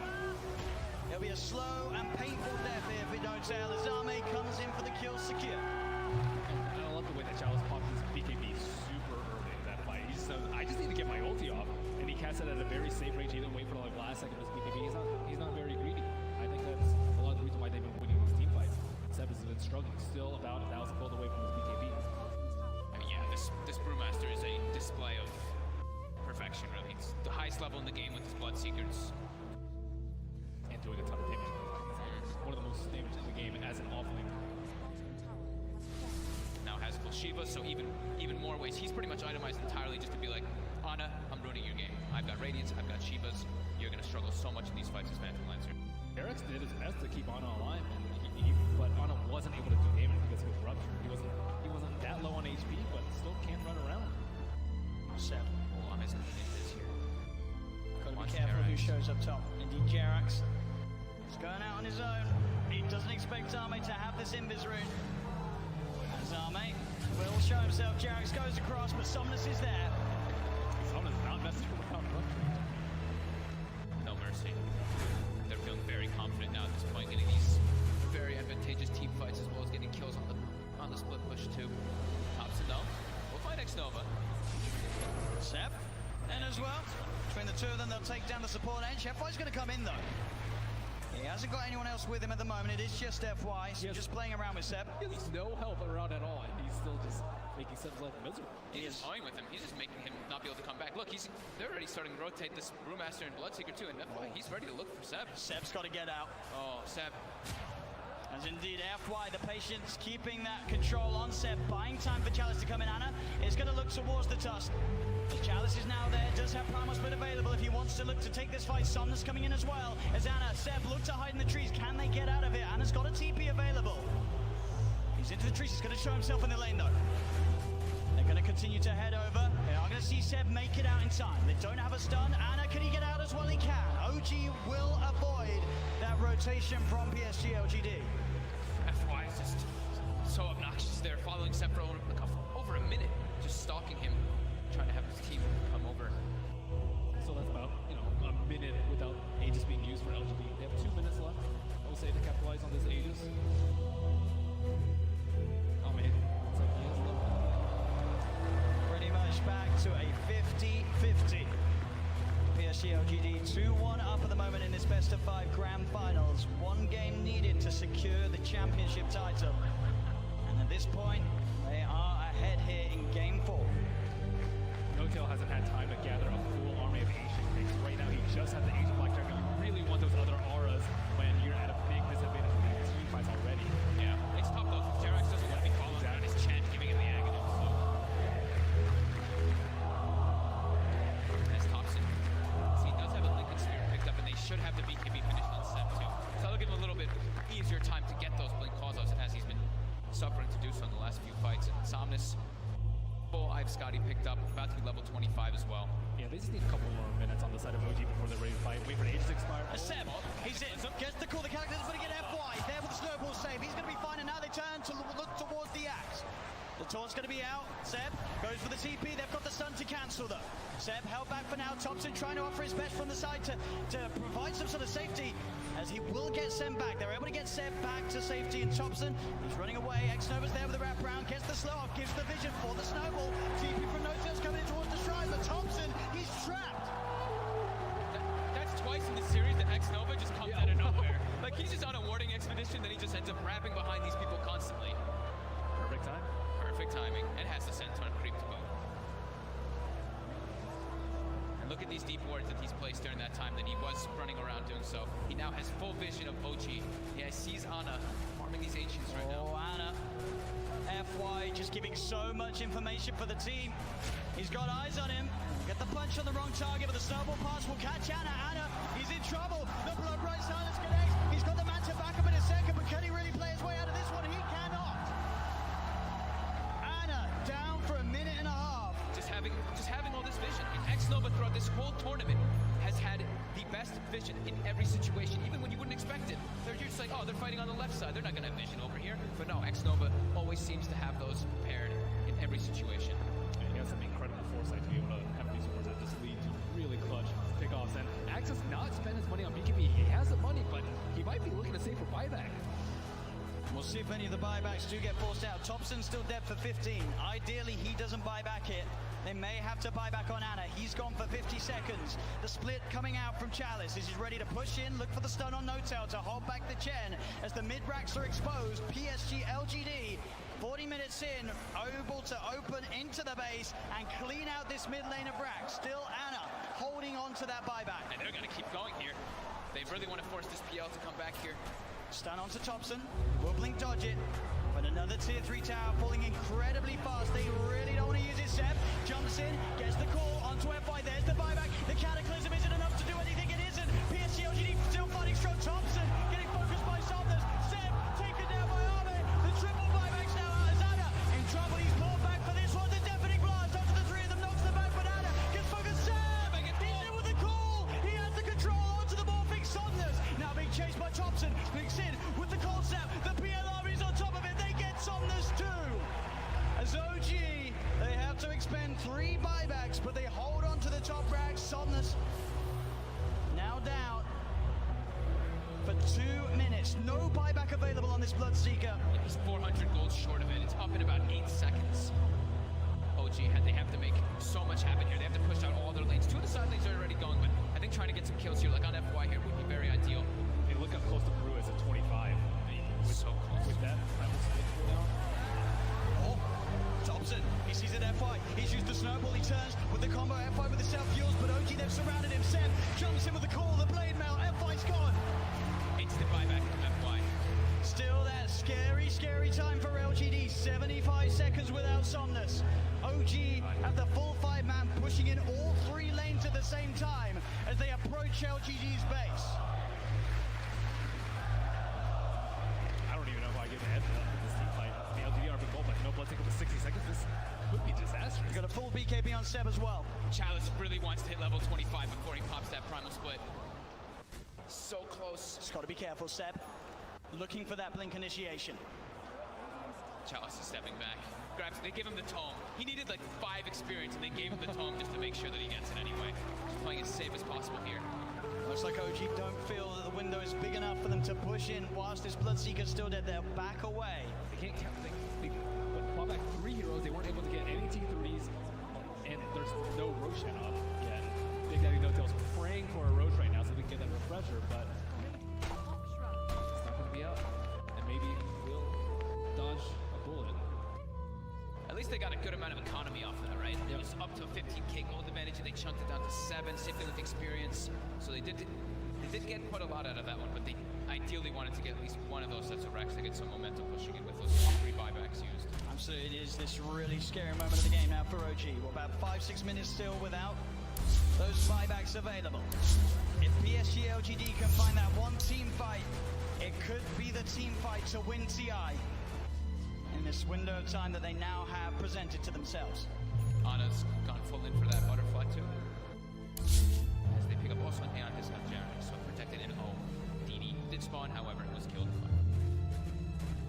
It's also pretty scary for Mady right now. He only has a 5-second BKB, and he does a lot of damage and will get wrecked by the X Blade Mail call if he finds him, especially with his BKB now. There's not that many ways to stop him. It's just all about FY and Chalice, right? Just either saving or just getting into the midst of the fights and not allowing OG to get the picks. And the spark, it's going to be dispelled. Let's get dispelled.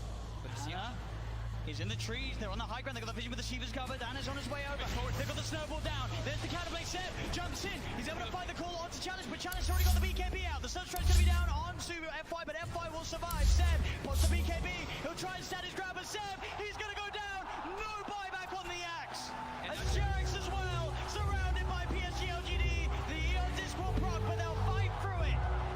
He has to buy back immediately. Look at these creep track by these Force Spirits. On the bottom room, they have no creeps in the mid lane.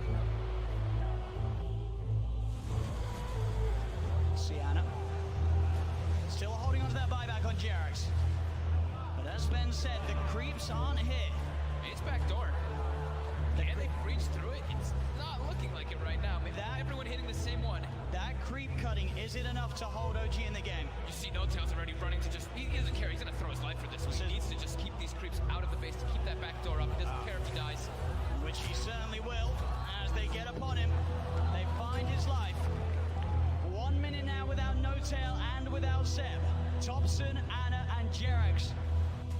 The only 3 heroes that can offer their defense during this final minute, this final stand. Jerax is really trying to hold on to his buyback. Chalice split of course up once again.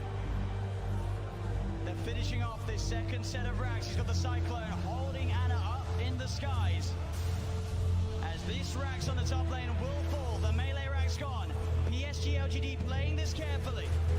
As they'll go down towards the bottom as well. Arme, doppelgangers, he's losing a fair bit of mana as the PL. Still able to shift back into that Morphling if needs be. As OG, they will lose their top racks, but they won't lose the game. PSG LGD are playing it safe. They know how close they are to victory, and they will not throw it away. And they know that the Roche is probably respawning pretty soon, and it actually is up, so that is that refresher shard. They already have pretty much infinite primal splits up anyway, but they feel very confident here. They weren't able to deward that ward in the mid lane, so it looks like they are going for a Roche fake out. So Anna is on top of X-Nova. The Ghost Set's going to get the set. Oh, he's in. The call, the EMP, the counter, but FY is in. He's able to get the save off in time to keep this man alive. Get it up. Chalice is down. Buyback from X-Nova and Chalice. FY with the Invis. Somnus looking to get involved. Pause the BKB to get over the ice roll. They get on top of Seb. Seb's in trouble. Seb's gone.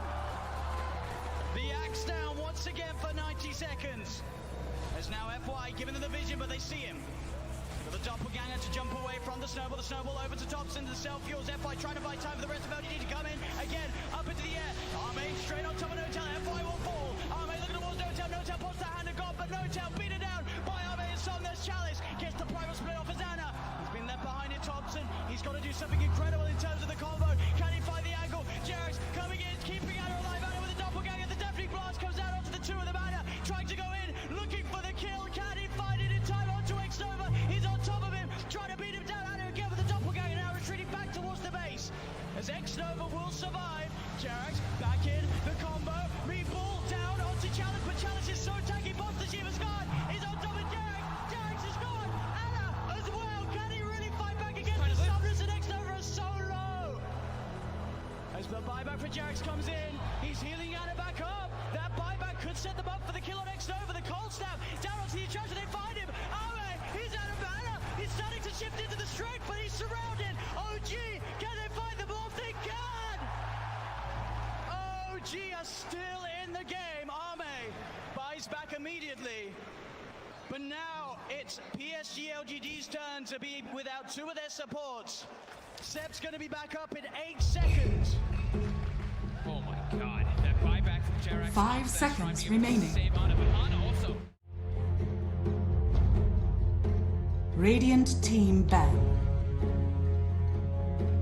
Team Secret's turn to ban. Greetings, friends. Welcome to game 2 of this best of 3 between Viking.gg and Secret. Secret won game 1. Cinder and my name is Sunsfan. Hello. Hello. What are you expecting? Are you expecting a techies pick? Are you expecting anything crazy?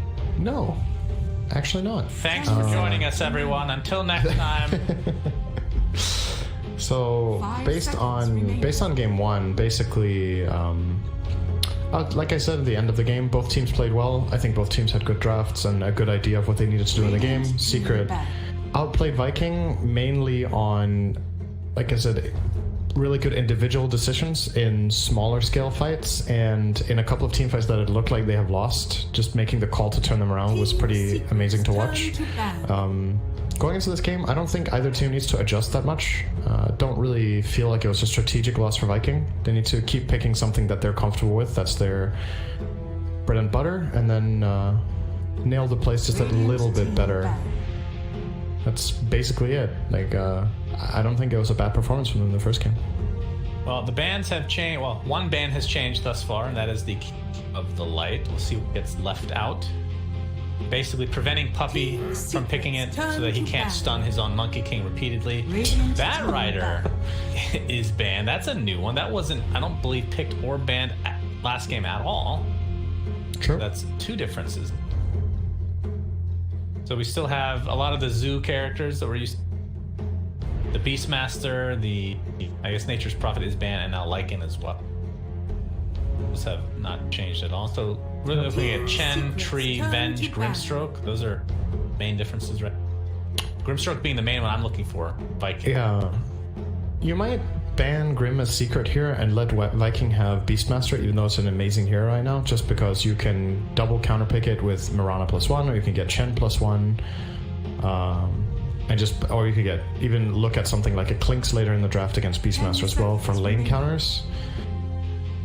I think it's either you specifically counter Beastmaster with minimum 1 hero first phase, or you ban it here. That would be my go-tos. I don't think you just give it away. Yeah, there you go. That's Grim. So I think Viking will take it regardless. Team Secret's turn to pick. No, they take the Chen instead. So it's the other way around. They prepare. Makes sense, I guess. Like both Puppy and Celery play and Chen, and if they expect this to be a contested pick in the draft and it's good against Beastmaster, then they can absolutely grab that. I mean, is there any way they take Beastmaster anyway, despite that? No. No. It's not yet. Or Shaker. But now Viking could do it. Very fast. That was an instant pick. Super fast. Yeah. So they have something. Chen Beastmaster is really strong, though. I feel like they would be hard-pressed to pass up on this. Like, it's, these 2 heroes that Secret have aren't necessarily that good against Beastmaster either. It's like, Weaver is pretty good, I would say. Like, the Swarm is annoying. For his summons, like, they just get whittled down that little bit extra of a time minus armor. But you even have an attack speed aura for your team, right? So even the bugs won't be that big of a deal. Yeah, they don't care. They're gonna grab it. I mean, it feels like Secret's baiting them into something. I just don't know what. It feels like Puppy was probably, I don't know, why would he not expect a first pick Chen here, honestly? Like, now that you see it, like, if these teams are a bit prepared for this matchup, now that you see it play out, he must have thought this was coming, right? Like, if he was specifically hoping, oh, I can give Beast and take Chen, then you have to look at the opposite perspective as well. When you're playing against a team that loves Chen as much as this guy does, then, yeah. Well, we'll see what they do in second phase, if they have some sort of great solution to this, but for now, I'm liking Viking's opener. Liking Viking. So what about the Weaver? What position are we expecting, or is this another semi-flex pick?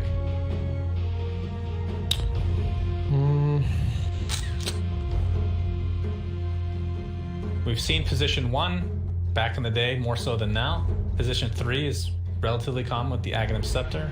Yeah, I mean, the thing is, when I see a hero like this picked by Secret, I had my idea previously of what they would do with a Weaver, and then recently they played at 5 on Puppy, and he got 3rd highest net worth in the game. So, like, I don't even know if you can place this hero as Viking right now. It's also part of the reason Secret rated so high and pick it like this, I would imagine, is that they play it, I think, on all 5 players. And I think they just see it as an incredibly high value support as well, just because its laning stage is pretty decent. It's not fantastic, but it's all right. It has scouting capabilities, and then obviously it builds arguably the best save in the whole game. Naturally, in any role it can do it, except I would say position 1, it probably doesn't feel that good to buy an eggs unless you have, like, I don't know, Alchemist mid or something, and you're hitting baby, timing. Don't tease me like 10 that. seconds remaining. Here's a little trivia for you. This is very easy. 5 Weirdest seconds hero remaining. back when jungle was a thing that Puppy jungled with as a position 5. Axe. Wait, no, that's not weird. I can give you a huge hint. Let me think for a sec. I'm looking at the hero roster. Hero that Puppy jungled with. In Dota 2? Yes, Dota 2. Weirdest hero he jungled with. We may have cast it together, I'm not sure. I remember Kuro jungling Lifestealer as a support, but Close. Kind of. Undying Tombstone? No. Legion Commander? Would you like a huge hint? Sure. It is banned 10 this game. seconds remaining. 5 seconds I know you can do this. remaining. I have faith Wait, what? in Cinderin. I'm surprised. I thought this was Just super easy. flat out jungle. He started jungle. Yeah. Okay, I'm about to just tell you. You've lost this terrible game of trivia, Cinderin. Coddle? Lycan. Position. That's not weird. As a position Jungling 5. Lycan is not weird. Position 5 is I was not specifically weird. like, it's not Lycan, because that is such a classic jungle hero, so I'm gonna need to think outside the box. Position 5! Come on, dude. How is that not weird? 5 though. Oh, he did. He just jungled Lycan and got farmed and then became a core, right? He was Like, he didn't buy all the wards. First of all, I'm doing the trivia. You don't control what the correct answer is. Okay, that is the correct answer. Okay, I quit this quiz. It sucks. I want to join another game show. Alright, Troll Warlord is picked up by Secret. And Viking take the position 5 Lycan. Not weird. He was a position 5 player, but he played Lycan in the strategy, and I don't think it was a 5. Like, I think Jungle Lycan was just busted. It's been busted in different phases. It was busted for 2 weeks. He only played for like 2 weeks. Radiant team pick. Timbersaw! And this was before Team Secret was a thing, in case you're wondering. So, Timbersaw picked up by Secret. Okay. Very good against Beastmaster and Chen. It's a great lane matchup against Beast because the way Beastmaster wins lanes is by harassing with the boars and taking CS. But as soon as Timber is level 3, the reactive armor overpowers the boars. And against Chen, similar logic. He has all these creeps that deal damage, but Timber's armor is too much to handle.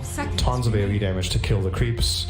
And just overall feels like a really safe hero in the draft currently. Like, Viking probably need to solve this hero right now. The classic Timbersaw counter is OD, it's not very good in this meta. Razor is banned. Ursa was a possibility. Slark could have maybe been something too, but they're gonna grab Invoker first. Likely to be played by just Boom in mid, so no Quap this time. Unless this is some really weird carry Invoker thing. Do you like revealing your mid this early? Remaining. Be a bit risky. Looking in the past I mean, you have month, to. You have 2 picks in a row. Radiant They've played team 4 Invokers in the past month. See what position. It's just Secret have the same idea here. They're banning the Ursa, so I would have liked to see the Ursa pick first, but picking a mid here is not bad. You have 2 picks in a row. So if you feel like you give less information for the enemy team to ban off, let's say you didn't want this Ursa, then picking Invoker keeps the carry pool very open, and you might have some sort of pocket strategy with this push where you have Alacrity plus Beastmaster Aura and then some ridiculous right-click hero. I'm trying to think about what carry they could get that could really bring this lineup together. Like maybe Juggernaut is a possibility.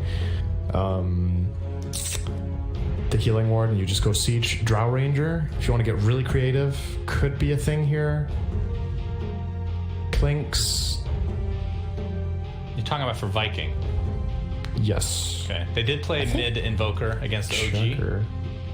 They got, but apparently they drew the mid lane.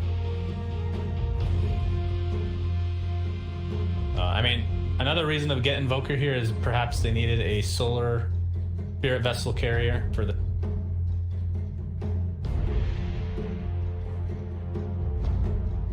Yeah. Vessel is really good. I would also say it's very good against Troll. If you use it correctly, when he ulties and you pop it on him after. Team pick. Annoying steal Battle chance to less spells, than right? Brood. Yeah, so you have to use it after. Worried about the Brood. I can see that. I mean, Beastmaster isn't the counter he used to be because axes are magical damage instead of the old physical. So the spiders handle it better.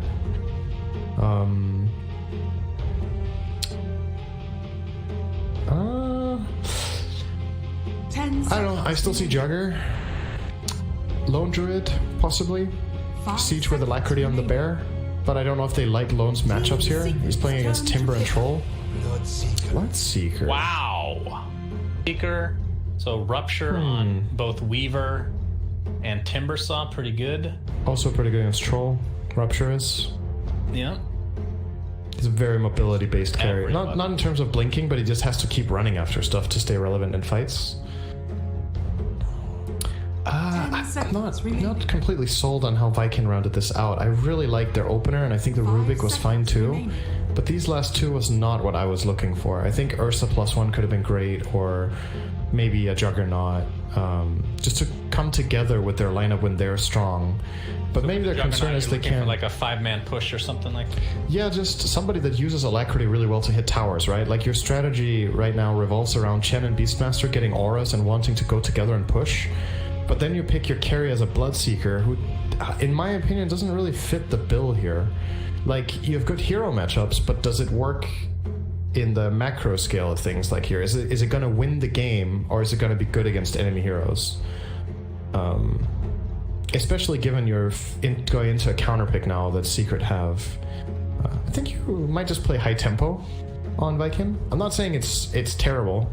Don't get me wrong. It's just not just what I think they could have maybe managed. Last pick Storm into Rubik.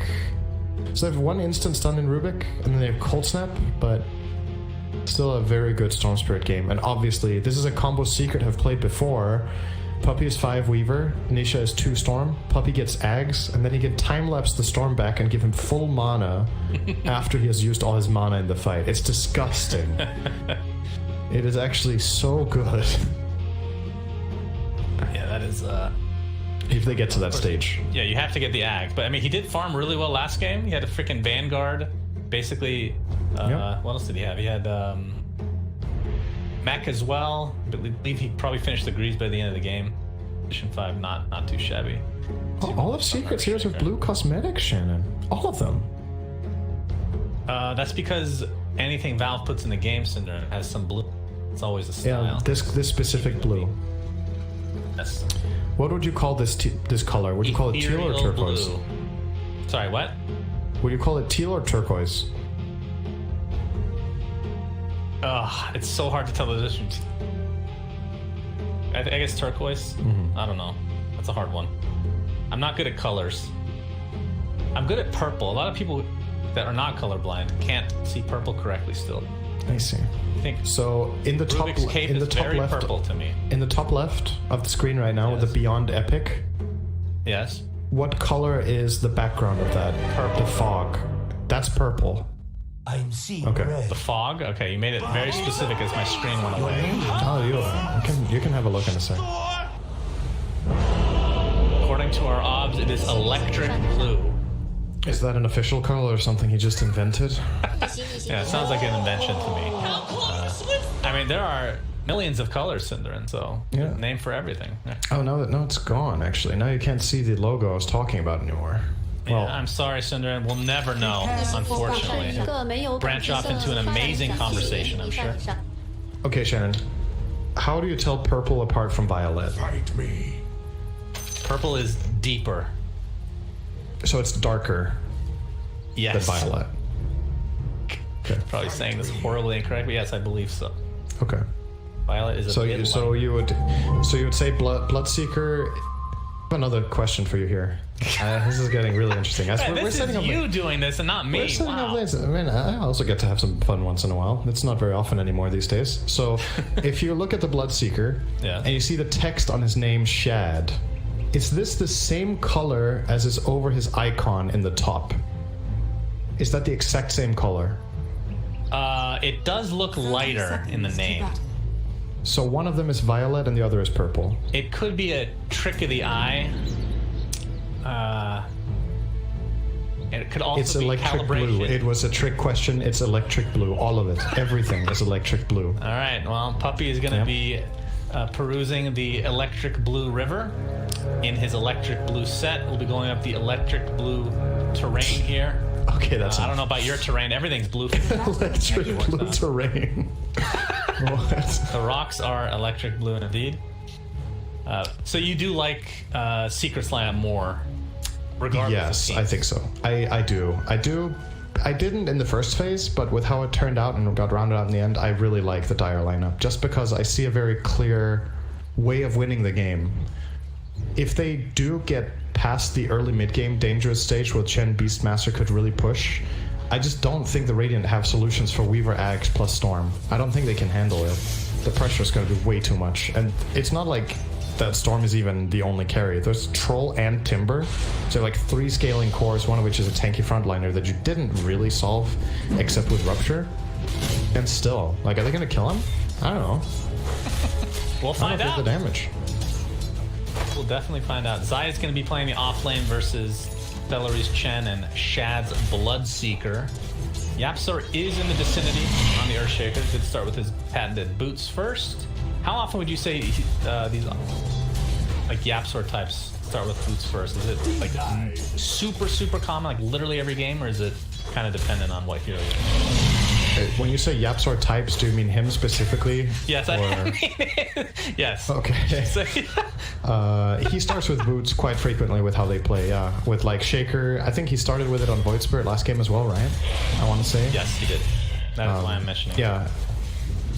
I think the logic for them is that the way they play position 4 and the force that they pick, they're not really aiming so much to just man fight the enemy. It's way more about manipulating laning stage. So in the last game, when they aggro tri-lane, Yapsor's job was to just be a presence and deal with pulls. And in this game on Shaker, he is enabling his offlaner by fissuring, and then he's just gonna kill this courier and probably prevent Chen from getting good creeps as well as to the best of his ability. This is such an easy lane for Timbersaw. Like, Yeah, I don't think they're gonna do anything to him. So Shaker can just freely move now. I don't even think he needs to stay bottom area any longer. Yeah, just fissuring that one time is enough. Zai has 2 in reactive armor, so. Yeah. But even without that, like, I don't even see a kill potential. Celery gets a bunch of levels and gets a ton of creeps. Like, I don't know, 4 centaurs, whatever the case be. I don't even know if that's enough at this stage. But yeah, it's going to be a tough kill either way. You'll have to expend a lot of resources. Top lane. Aramis taking a lot of damage. Has the bugs applied. Toby is attempting to take him off. Did pop the Fairy Fire. Didn't really need it, looks like, but more resources expended. Matumbaman. Fade bolted. Making the favorable trades as he does have plenty of tangos to work with. Aramis. Oh, he's going to get Shukuchi Don. Has basically no regen, but does have 7 charges on his wand. Only 1 tango left on Toby, so they have to be very, very careful in this top lane. The secret of playing mega aggressive in this lane. They're taking. Oh. Is that a fissure block? Oh, the creeps are blocking him! With the creeps, it was temporarily fissure block. Alas. Boom shall live. Yeah, and this is what's so powerful about Timber in this game is that Yapsor can do this. Now he can just be off the map. Now both mid and top are scared because they don't know what Shaker's doing. They have no vision pre-placed in this side of the map. They only had it in the bottom half. So what's doing is just a gamble. And like from Secret's perspective, when they've played this top lane this aggressively and they're trying to shut down Beastmaster, when the regen is this low in the lane from that aggressive playstyle, it makes it so appealing for Shaker to come up here. I think we're going to see first blood in a second on this Rubik, probably. Very, very easy kill. There's the fissure, and the question is who will take it. It's going to be Matumbaman. Toby does get the courier kill, apparently. Puppy's courier did die in that change. But alas, if we look at the bottom lane, Zai now a 1v1, the old-fashioned 1v1. He had 6. I'm sure he'll hit 6. Actually, they're very even on levels right now. That Whirling Death. Oh, Shad needs to not overextend. Okay, he has 8 sticks too. It's fine. There'll be a kill in the next 10 seconds, so we'll cruise the other lanes. I want to talk about Storm versus Invoker. As actually top lane, Aramis. Looks like he might find his way to the grave again. A beautiful block here from Yapsor. Just sticking around the top lane, and it really pays off. Puppy, he does take a lot of damage from Toby, but Toby's not able to actually finish the job. I like this. Salve available. I like this focus on top from Yapsor a lot because I find Beastmasters to just be dispatch if he has a good start, and they've really put pressure on him. They placed a good lane against him. They played aggressively, and now that they freed up another hero, they play aggressively with him as well. Puppy's going to suicide to neutrals here to save some time. I believe Yapsor's just going to stick around up here. I don't think there's no pressure on him to have to rotate mid because Storm is doing fine. There's no pressure on him to have to go bottom as we already established. So playing Shaker like this actually feels so good when he's going for this courier kill again. Yeah. Invoker's courier is donezo. Nice little one shot there from the enchant totem. Mid lane, looks like Nisha's going to be caught off guard here. The Chen did attempt to gank, but Puppy has TP'd to support his comrade at arms, Celery. Should be able to get out just fine. Might lose a creep, doesn't look like it actually. So looking at the mid lane of Yapsor. Fissure forces Boom to run the opposite direction. I have Sentry instead. Does have the Ghost Walk, but yeah, Sentry is more than enough. So looking at the mid lane, it's 30-9 in CS for the Storm versus 21-7 versus Invoker. So even without that kill, Nisha looked like he was winning. Yeah. I also have to keep in mind that Yapsor did poke his head in. It does help. Not only did it pressure Invoker a bit earlier. Matamba I think he's okay. He's fine. Is fine. Just wanted to let you know. Okay. But yeah, when you pressure mid with Shaker like this, even if you don't kill the Invoker, you do some damage, you stop him from CSing, and you put the fear into his heart in the game, right? Like, he's gonna start playing more defensively and maybe lose CS because Shaker is missing. So this is like natural development of the lane. I would say that Storm pulls ahead by a bit. It's very difficult to be Invoker here early on. Top lane looks to be an actual kill now. Nice block up again from Yapsor. Chanton will not connect this time, but they have more than enough to take out. Finally get traded. It's been a long time coming. And the last someone to Invoker. We'll actually go to Vic. Yeah. That kill. Yeah, he got recalled up there at least by Chen, so he didn't have to TP. Actually had it on cooldown, so he couldn't have. But yeah, he's gonna miss creeps in the middle. For Invoker's own game, this is kind of a... I think that was a net loss, probably. He would have rather had 3 creeps mid than the kill on Shaker. But for his team, Chad gonna get down a blood right. That was an interesting rotation here from Matoma. What's he doing down here exactly? Was that for the kill into a tower, I suppose? Yeah. I see Yapsor, but Fissure actually is. Toby's dead top to Storm. Top lane dead again, and this time to Nisha's right click. Chad TPs. I'm over here. It's the blood right. So yeah, Matamba Man now in the bot lane, which means basically a free tower. Yep. Lord is a very good tower. Radiant structures are fortified. And now that Chen and Bloodseeker have rotated top, they're going to try to make the same play, but I don't know if they're going to be successful in taking this tower. At any point now, Zai can just TP top and stand there and be a wall, and they really struggle to kill him. Even if they do succeed, the tower is going to not fall. So, let's see. I imagine there he is. He's coming in. He's just going to run in. How much armor? 22 reactive armor. No way he dies. They just... This will be a difficult one for sure. He gets some damage, and the blood right as well. That is magic damage. Goes right through that physical armor. Cinderin looks like he might find his way to the grave. Cinderin incorrect again. The caster's curse for real, but here comes the support from Nisha and company. That is 2 dead in the blink of an eye for Viking. Boom looks to be next. Okay, Despite he losing died.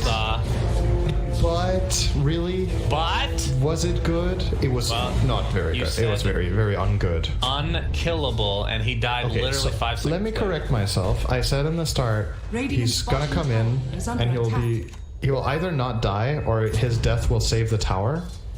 And then I thought he was invincible. So you are correct. But I didn't literally said he was a wall. That is more like the Berlin Wall. This falls very easily. Well, I guess it wasn't too easy, but it's down now. Okay? Yeah, I mean, they killed the timber. You're right. But it was really bad. Incorrect again. Yapsor. Telekinesis. There's a cold snap keeping him in place. He's trying to get off 1 stun before he goes. This is good stuff. They get 2 now. kills now. Onto Weaver, so that's a dead puppy. That is 2 for nothing. And should be a tower as well. Exactly. Zai's moving, he'll be too late. And he's definitely not unkillable, so... Dire's top tower is under attack. No, especially now that he doesn't have those ridiculous charges of... Yeah, he had 22 armor when he TP'd in. I genuinely thought he was gonna live because he had 22 armor. Sticks. Oh. It's the 10-minute mark, by the way. He's gonna get ruptured. They're gonna get the outpost as well. Attempting to TP out. This is gonna be close. No, the tornado keeps him in place. And a nice turnaround there. It will be an exchange of outposts, it looks like. No, now they didn't get the tower. They rotated the whole team over to defend the outpost, or to claim it, rather. It's happening now. They're not scared. Rightfully so. Buffy finds a courier. Man, a lot of couriers dying in this game. A golden thread.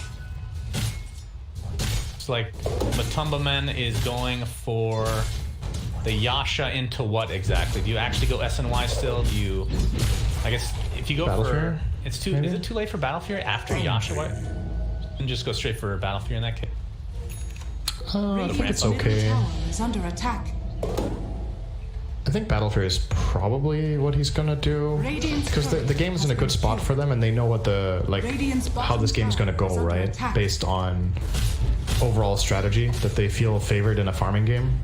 So I think going Battlefield is completely fine. Maybe he gets the Yasha just to cover his bases a little bit in case they really ramp up the tempo. Puppy's dead top, by the way. Doing a pretty good job here, but Rupture just lost way too long. Rupture, quite efficient. Shad, looks like he just finished his Maelstrom. I thought he was going back to... Yeah, he's going back to that up. Toby TP's mid, though, does have the Roar available to use. That girl 1 right now. Earn is on Boom. He's had that for a little bit now. About 600 away from finishing. Bottom lane, though. Viking. Oh, he saw them. Up and Matoma comes back for the creep. He's gonna get telekinesis to a Fade Bolt, but just baiting. Into the Roar. They don't really have anything to follow it up with. Here comes Puppy with that Swarm. Deal considerable amount of damage to Rubik before he falls back. Did force a bunch of TPs. Celery is here smoked. Actually, yeah. Pop that juicy mechanism. Saves his Centaur creep with that. But now it's not there in case of a fight, but I don't think Secret are going to come to this at all. They're going to just back off. They forced all 5 heroes of Viking actually came bottom for that. That's no good. Their mid tower's getting pushed, their top tower's getting pushed. They're just stranded down here, and I don't think there's any potential for them to take this tier 1 currently. So they're gonna have to start spreading out again and just losing efficiency on the map every second from these secret heroes just pushing waves non-stop. Radiant's top tower. Man, Storm is so far ahead of Invoker. Jeez. Looking at the net worth, 6,300 versus 3,900. That is rough. And this was, in your mind, a questionable Invoker pick to begin with, right? Obviously, that's worse when you're just not farmed at all. Aramis is dead. Looks like the tier 1 tower will follow suit. Especially when you combine it with the carry that they last picked, right? There is a synergy with Tornado into Bloodright, but I thought their lineup really wanted an Alacrity tower hitter, like Lifestealer or Juggle, right? Radiant's top tower has fallen. They did end up going Bloodseeker, valuing some of the hero matchups more than I would say the consistency of their own draft, basically. That's my 2 cents. What is this common on Invoker, by the way? No boots. He has Vessel before boots. Is that normal? I mean, he's full in Wex, Cinderin. 320 speed. Wow, really nice. Very quick. He's slower than a Crystal Maiden with boots. Just barely. God. Wait, what is her base? Isn't it like 275 or 280? Yapsor doesn't have Blink Dagger yet, but they are smoked up. Him and Nisha. Nisha with 275. Haste Rune. They're squeezing in Toby. Bloodright is coming in though, but they're just going to stand in it. They don't really care, but the heal from Chen will keep Toby alive into the Rupture now. Nisha looks like he'll find the kill. Echo Slam being used, but not really to much effect. Nisha still hasted on the high ground now. He's still Ruptured, and he just dies. I don't have much of a choice there. Really nice Hand of God. Yes. Secret did not account for that. They thought they had that kill on Beastmaster, and then Hand of God turns everything around. They get 2 kills, and now mid tower. Very, very nice here from Viking. Exactly what they need. Courier coming in. I think they just saw in the top lane. Aramis stole the Shikuchi. Pretty good Rubik game though. You get Shikuchis all the time. You can get the zip from Storm Spirit. Not too shabby. Zai looks to be getting chased right now. Toby, of course, not primal roar at the moment. Nice cold snap keeping Zai in place though. That will result in another. So Viking, despite being kind of down in the farm, are doing a good job of getting some kills. Oh another courier. How many couriers have died? Honestly, it's like 8, maybe 7, 8. I don't know. It's a lot. It is definitely a lot. It's quite a big chunk of Secret's gold advantage just from killing couriers, actually. Oh my god, don't tell me he gets another one now. No way. No.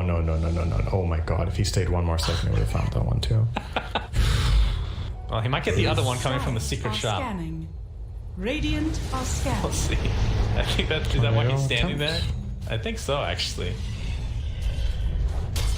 This is not Puppy, man. the bounty hunt anymore, Puppy. Wrong tournament. You had every opportunity to do this for money, and now you're doing it for free. Well, it's for in-game money. And yeah, he's gonna get it. Oh my goodness. I am genuinely curious how many couriers have died in this game. We didn't mention a lot of them, but we heard them. A lot of gold. Sure. And Puppy's just really annoying.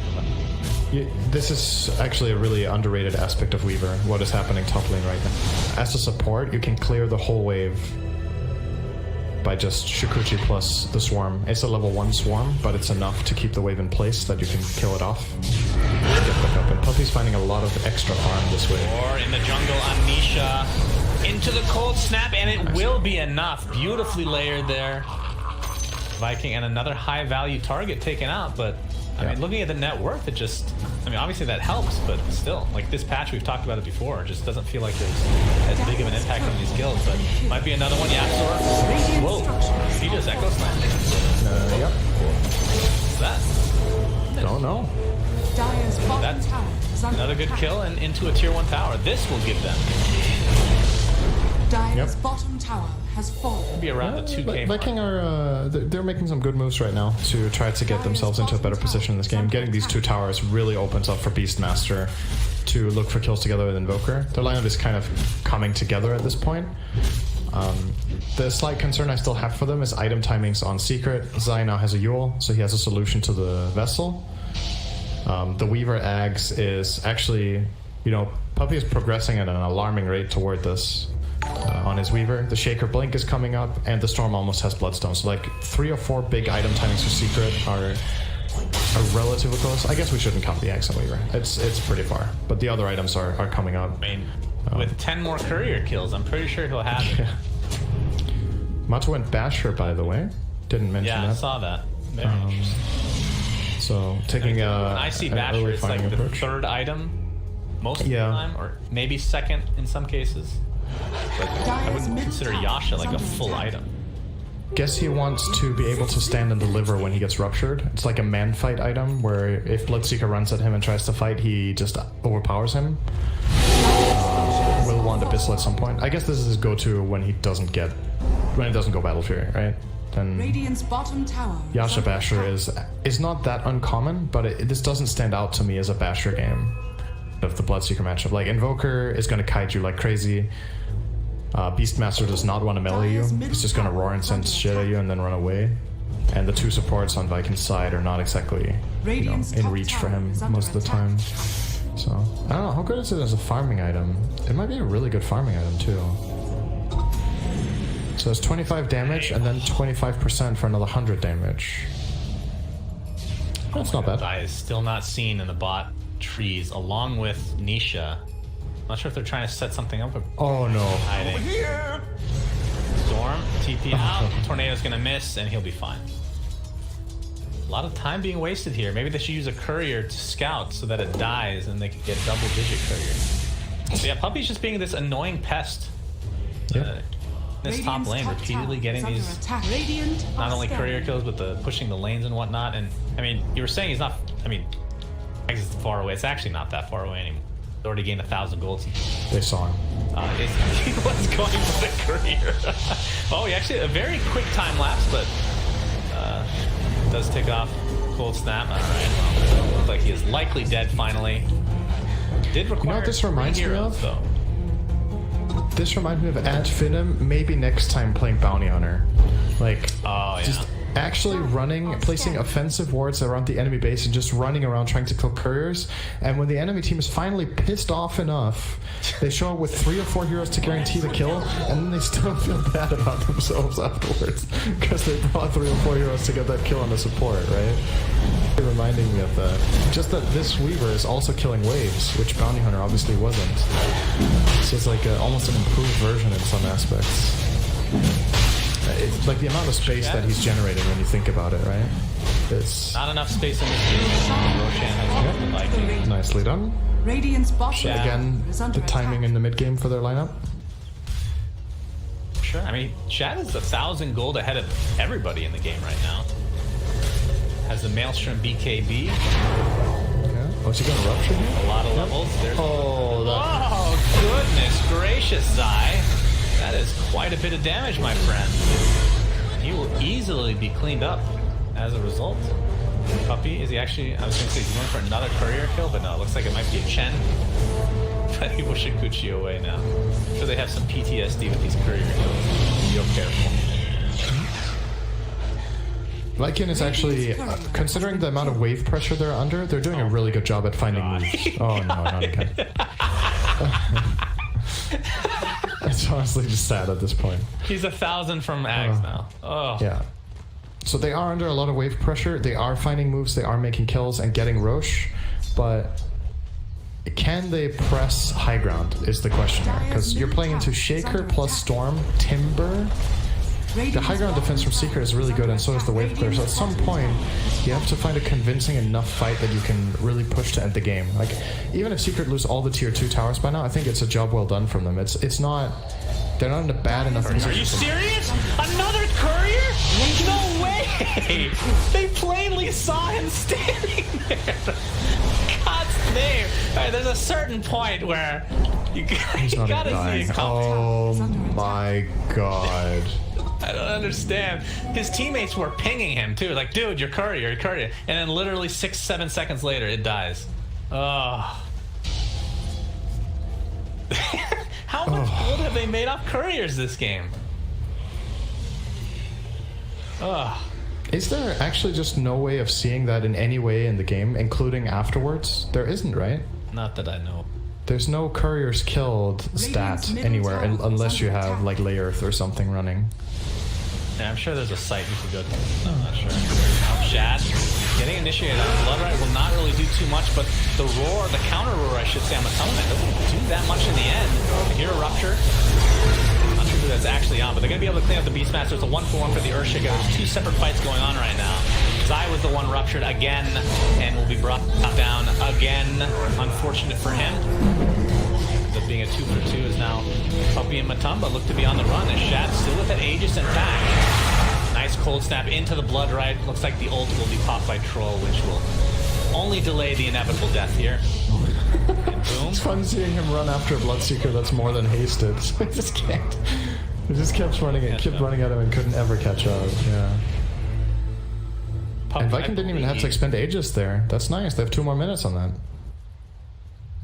believe Puppy is getting his Ags delivered now. This is when things get kind of dicey. Yeah. Right? Not even just with that combo you were talking about, just in general.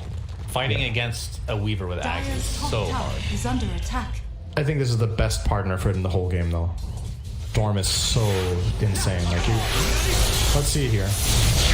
So, gonna get this kill. I imagine he'll time lapse him. There you go. He just gave him 1500 mana.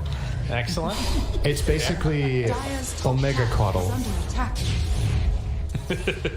Yeah, that sounds about right. If there were more heroes there, Nisha could have just kept going. Like, if you think about it, this mechanic with Storm is actually so busted, because the only limitation the hero has, or the primary one later in the game, is his mana pool, where in theory if you have infinite mana you're invincible, right? You just keep jumping around and never be targetable and deal damage.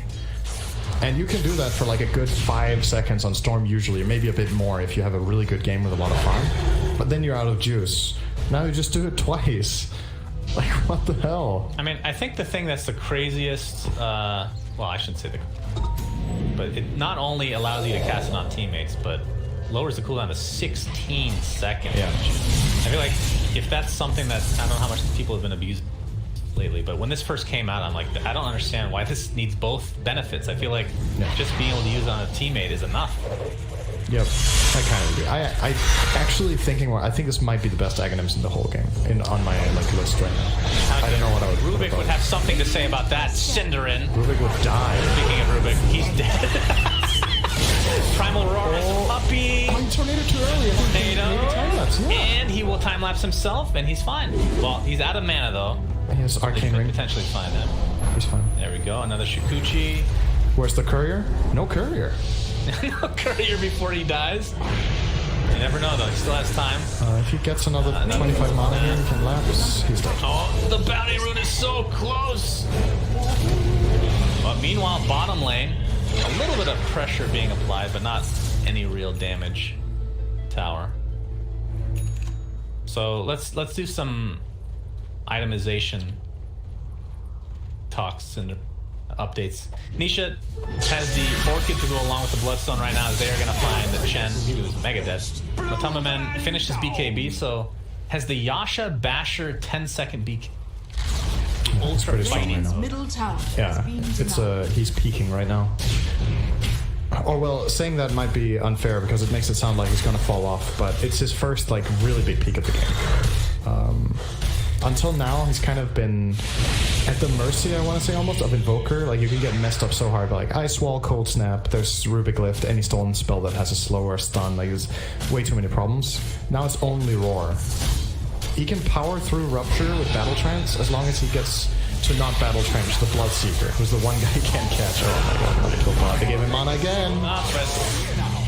Could be a potential kill onto Puppy. Oh, it is. So, I mean, that's a fair trade if you're Viking here. Yeah, that's good. Very happy with that. Isha is for run away. Can you talk to me about casual plate mail on Zai? I feel like he was going for Lotus Orb against like the Rupture and whatnot, but then he still is. Okay, did he finish the Halberd? No. Okay, switching again. Maybe you just want this. Doesn't feel like the most Sanja's value though. Sanja's really good against Bloodseeker. Get the status resistance, you get the self amp from reactive armor. It's a really good item on Timbersaw in general. Sometimes you would even see Timbers by Sanjin Kaya as a potential item build-up. But I mean, it's not very common, but the standalone item is really, really good on this hero. I like it. I don't think he needed to rush Lotus either. I actually think this build order is really good in this game.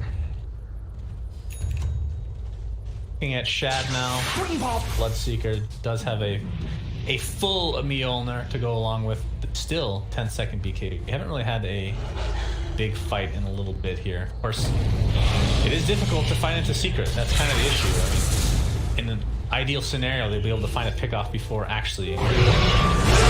Oh, Puppy got greedy for the rune. Yep, and he was a bait for it. But no Roche as of yet.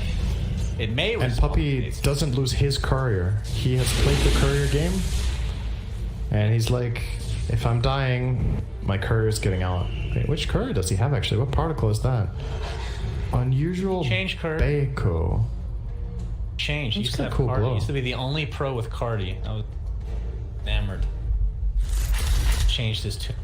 Two of his buddies have the Cloudy Boys. I love that. Yeah. Radiant's bottom tower you would. is under attack. It's the most most out of place in Dota. Yeah, we've had this discussion actually. So Lotus Oak now officially finished on Zai. Dire's middle tower is under attack. Thanks, Synderen. Are scanning. You're more in place in like Valorant or Artifact. How would you know? You don't have access to either game. I've heard.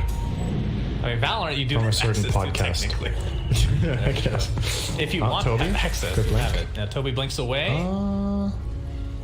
Don't think they'll find him. Another Timber Chain coming up though. Alright. Rose can actually get rooted here from the clumsy net. There's Nisha just jumping all over the place. Will he get time lapse? Is he getting close? Oh, there he goes. But he didn't really get that much mana back, so a little bit late to the party was Puppy. Not as full value as you would like if you're a Secret fan right now. But Troll Warlord completely decimated. It's the farm of Bloodseeker just ripping through everybody. Finally the BKB pop from Shad. That'll result in an Earthshaker kill, so. Very, very, very good target selection from Viking. They negated Troll and Bloodseeker. By Tornado, and it looks like he is dead as well. Does Yule's off a little bit. Oh, the TP, oh my god, he hits hard. Oh, he did for 1 second. Is that the wild axes being applied for that moment? I think so. Actually, what's it? I don't know. Puppy has to time lapse himself and actually puts himself more in harm's way. Oh, Aramis had the right idea there. He might blink catch him here. Can he Fast follow and him? Furious. Of course, the Shikuchi for Aramis does more damage. My thrift reward. You can't play the trading game here. I mean, I felt like Secret just really wanted this. I mean, the Weaver Stormcon was obviously really good, but they picked it into the Rubik. Yeah. I don't know how much you think about that stuff. Like, it's not like it. Or what did they pick into the Rubik? They didn't pick the Weaver into Rubik, right? It was Chen first pick, and then it was Shaker Weaver. They picked this. Oh, okay. Yeah. So they didn't see Rubik, but they could have banned Rubik second phase because they ended the first phase with Beastmaster. So they had the option of banning Rubik. That is true. Which is a very common ban when you have Weaver Shaker, right? It's like two insane spell steals. Shikuchi and Fissure are like... If you did like a ranking list, they would both be like S tier, I would say. They're like super, super good. So it's fair. I think that could have been a good ban. This team fight that now feels like an eternity ago, close to the top shrine, basically, or top outpost rather, the thing that Viking did so well was their target selection, so they made sure to reset Beastmaster out of the fight and then re-engage with Aurora and Troll, so he never got ulti off. And they also ruptured Timbersaw very early in the fight. So they just had very good control of 2 out of 3 enemy cores. And Storm's jump, like you pointed out, just didn't really work out the way he wanted to. He didn't get full mana again. Oh my god. He was a quarter second away from getting... Not that this outpost really matters in terms of the gold and whatnot. Chad. Well, get buffed up, and Zaya's going to attempt to get out. He Lotus Orbs himself. They're trying to get Puppey taken out. He gets very low, and then finally, the extra damage from Invoker able to finish him off. And with that, I believe Secret is now on the run. Yapsor with the Shadow Amulet. Oh! The Roar expended, but they will find the kill. See if they can get more on top of this. Is Matama Man actually showing bottom, forcing a TP in the form of the Invoker. He is now working towards a free Roche. Yeah, and that leaves Roche open. This game's starting to look real good for Viking now. It feels like these fights, Puppey is just not in the position. I'm not going to criticize Puppey, but just felt like the time-lapse has had zero impact. He's had to use it on himself several times. Oh, they call bottom. Lane, they're going to jump in onto Invoker. See if they can get this kill before the Roshan is taken out, but this TP from Aramis is going to force Nisha away. Looks like he's going to just zip TP. Get a base tower, but I think that's still a great trade for Viking overall. Getting this Aegis is worth more than bottom tier 3 in this game. And yeah, I'm still gonna come back to what I talked about before the game even began. Like, I need to see Viking winning the game. Like, how are they gonna end, you know? I'm very impressed with how they've played the last 10 to 15 minutes with how much pressure they've been under with wave clear and everything. And they are starting to mount a bit of a gold advantage. But they haven't hit a tier 3 tower, or barely in mid. They've done a little bit of a scratch. Like, what is it gonna take before they can really find a game-winning opening? If they can find a fight like the one they did at the enemy outpost top, if they can find that in the bottom half of the map while they have a wave just now, that would be great.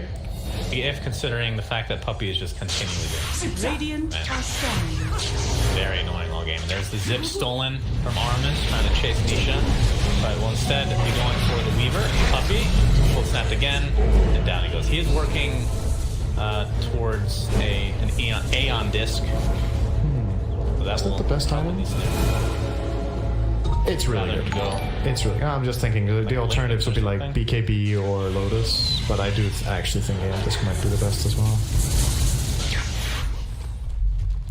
Now that he's dead, that means they can push bottom much without any contest here. Be pulling the Puppey route here. Top instead. Yep. But you're right, like, if they can find a fight and win that fight somewhat near the enemy base, at least on this side of the map with a wave, then benefit them greatly. Blood pushing continues from Secret. Zai might cost him his life. He does have the halberd now, but yeah, that was a very ambitious TP as the Cold Snap again. Cold Snap has been kind of the MVP, it feels like, for Viking. It has been a mega value. Down Zai goes again. Storm Spirit is such a hero sometimes. He's a hero. Got the bounty rune. But yeah, another good kill for Viking. In terms of the big picture, it doesn't really change very much. He's out for 50, but I don't think they can reach, or they can technically reach high ground, but they still need to push through Storm's jumps. Oh, Puppey, very close. He gets lifted there. That gets nasty quickly. Yeah, the reason Puppey is now struggling a bit to have more of an impact than pushing waves because he hasn't found a courier kill. That gives him all the confidence he needs. It's been an eternity since these courier kills. He's going to be found with the tornado, but with Shukuchi away to safety. That leaves Boom in a very awkward position, and they're just going to blow him up. Wow, that was such an overextension. And this is what you were talking about. With the experience from Secret showing in spades in this play at the very least. They find 2. A feast for my beaters. And Vikings actually pretty lucky that it's not more than that. Yeah, Boom had another major overextension last game on the Queen of Pain, which kind of ended the game. Just need to tame the beast a little bit more. And I was going to say, Matumba gets a really big item in the Satanic. I wonder if he's going to finish S and Y just to rack up that status resistance, or if he has a plan of doing Abyssal first to play it more aggressively. I think S and Y is probably the best. It's insanely good right now. He's getting so many things. Even outside of BKB, it makes him able to play way more, to have the extra status resistance. I mean, he's using a 10-second BKB. Top lane, big zip. Top lane, yeah. We have the Orchid applied to Rubik. That's going to be an easy peasy kill. And now the Roar onto the Weaver again into the silence from the Blood Right. Do they have enough to actually take him out? Looks like he will also expend the Rupture for that. So, Shat with the owner applied. Getting a nice Blood Right onto 2, but it's already going to be the death of the Beastmaster. And there's the bash onto Shat. He's trying to right-click away. Man, I think he will win this battle every single time, but there, Fear Vessel flies. He didn't BKB, he got disarmed. Yeah, he still has the BKB 10 seconds. Oh, this has is Satanic as well. That is... Will not expend any of it. Dude, it's so sad to watch Troll ulting when he's disarmed. It's like you feel like the most useless 20,000 net worth on the whole map. Like, it's just nothing. Absolutely has to BKB there before Battle Trance. Just Deafening Blast ruined that fight completely for him. Don't really know if it would have ended well anyway. Bloodseeker still had a bit of time left on the Aegis, and they were very well positioned to assist there. The creeps, Cinder, and the creeps in bottom. Quickly! Oh, yeah. They're killing your buildings. Please. Oh, this is going to take a while. Oh, there's Invoker cleaning it up. Alacrity definitely. So Chen... Illusionist Cape. Who got that? Shad got it. Oh, I mean, it's that's not like good. this is a Radiance build or anything like that. And they did nerf this a while back, right? So you can't pocket it. Yep. Kill the illusion. Still nice stats, at least 14 Agi and Strength on Bloodseeker is good, and then, yeah, the illusion plays you can make a bait against, especially against the Storm Spirit strategy. If you bait the first mana bar, that's crazy good, right? Haven't really been talking too much about the Radiant item progression either, so Chen is working on a pipe after having both Vlads and Mech. Beastmaster, I believe his most recent item was the Lotus Orb, or was it the Force Staff? Good question. 10-second BKB and Invoker.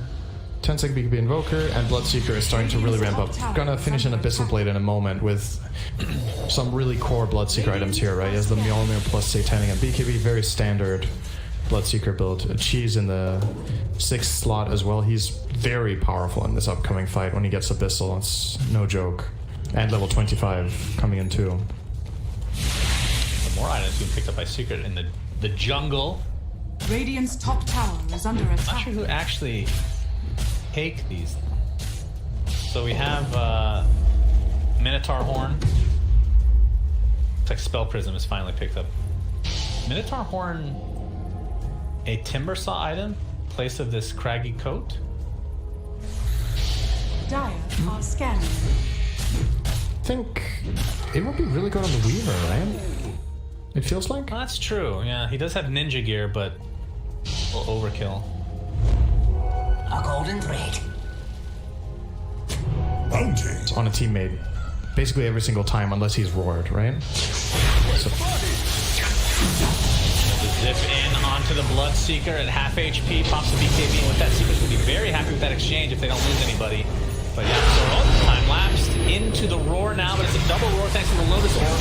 Into the Sunstrike on top of it. Jaxor still has Echo Slam, taking extra damage now as Toby's going to apply some more. Looks like he'll find his death. It's a 2-for-1 as most of the supports have gone to the grave. Echo Slam, he continues. Yapzor is still alive somehow. Now Nisha's going to turn the tables onto Toby himself, who's going to get Lotus on top of Matumba's right clicks. Looks like they will find that one in turn. So it's a 3-for-1 somehow. Amazing turnaround from Secret. Now they're chasing Boom, but don't have vision. Dust still on cooldown. That'll break things up here. Yep. Pulling it back a bit. Really important for Matumba to finally get to play a fight, right? Like, it's got to feel good to get to play your hero a little bit. You know, if nothing else, then for the morale. I feel like he's been so quiet this game because of the amazing job Viking have done disarming and roaring him every fight. And I think it's crazy now that SNY. One of the first of all he has that, but another key difference is the location of the fight, right? Compared to a lot of the other fights, Secret are the ones with a really good positional advantage on that side of the map. They had a great work too. And now they're gonna start shoving into tier 2. I don't think they're gonna take any more than this. They're probably gonna respect Viking's potential and start resetting and yeah, the next rush is gonna be huge. I mean, I drop either the Ags or Refresher Shard.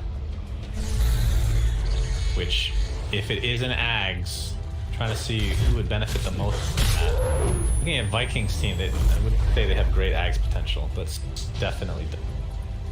I mean, you have Black Hole essentially with Storm Spirit. You have the Enchant jumping around, shenanigans from Earthshaker, the double Chakram from Timbersaw. Visibility. They have really good Ags if that ends up. Yep. Which it will. It will, yeah. Is up now. I mean, I talk about how Rubik has the best Ags in the game, but that's in theory, right? Yeah. It's good here, for sure. Radiant are scanning. This is a Blink Yules, so let's have some items. This is such an important moment. If they... Oh, I don't think Matsu's the guy they want to find. I think probably connecting time. We're going to telekinese. He's going to pop the BKB immediately. Still has his ult available. Looks like he might be on the run. Still has his BKB. They're going to blow up Rubik. And this looks to be a dead Beastmaster, which means Viking need to GTFO immediately. Shad gets off this rupture. As a double kill for Nisha comes in. So that's 3-0. This is a complete stomp of a fight. Lead to Roche, and no doubt. Invoker looks to be the 4th. That's a triple kill for Nisha. Bloodseeker, the only survivor. Just a really bad start to that fight and just snowballed.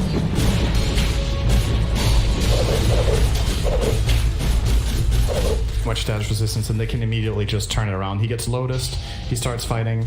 They know they can't commit on him because if they try too hard, they're just going to get a time-lapse off on the troll and they've spent all their resources.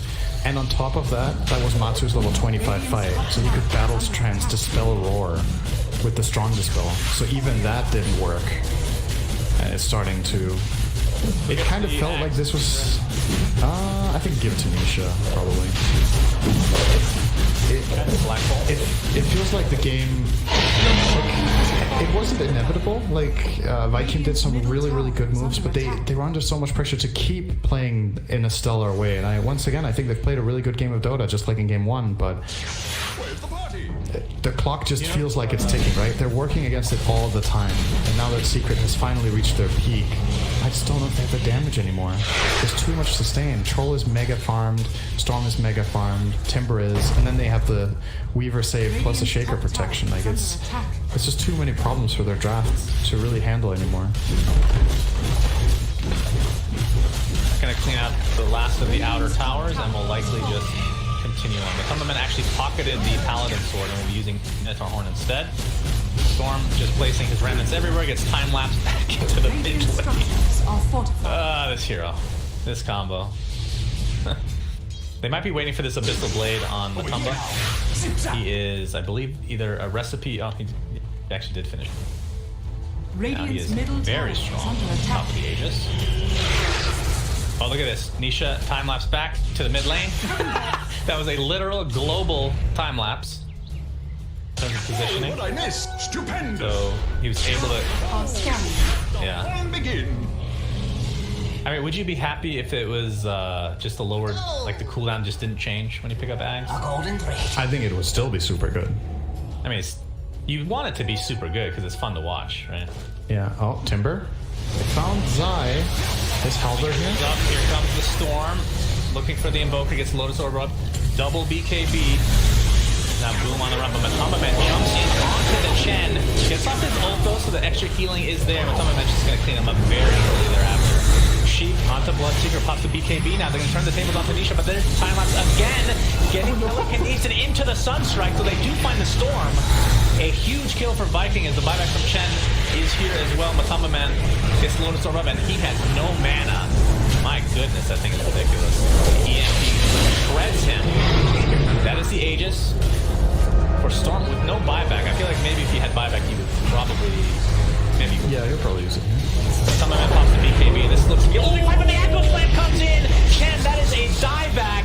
Huge ultimate from Yapzor. See if this ends up turning the fight or not. Toby using the Havoc Hammer to full effect to get everybody inside of that Blood Right. Excellent usage. And that's going to help win this fight in spades for Viking. Despite losing the diebacking Chen, they cleaned up Secrets real good.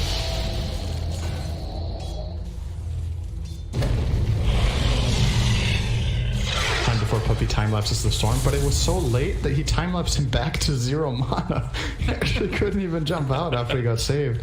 And with the Storm out of the picture in this fight, and the Troll ulti used early to kill the Chen, they start kiting, right? It's just what their lineup's super good at. They keep kiting. The Troll, he never really gets on top of people. Zai, again, is very well controlled.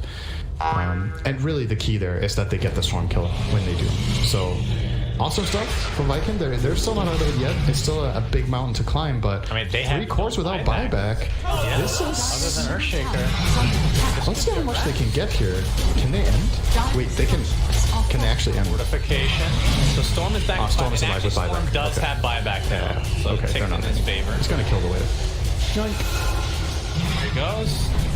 And yeah, perfect timing to get 2 waves in fact.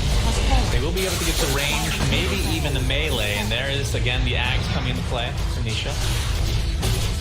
But they will lose mid-racks. That is, they still have a major lead in that. What a wait. Okay, backdoor protection. Now, and yeah, they have to back. The defense is here, and again, the electric vortex. Nisha just being extremely annoying. That high ground defense is so much. So Secret really just have to work these buybacks essentially, and they can methodically, most likely end the game unless there's some disastrous. Yeah, Viking still, like we just saw in that fight, they know what they need to do. And the next time they're not fighting into Aegis plus Cheese.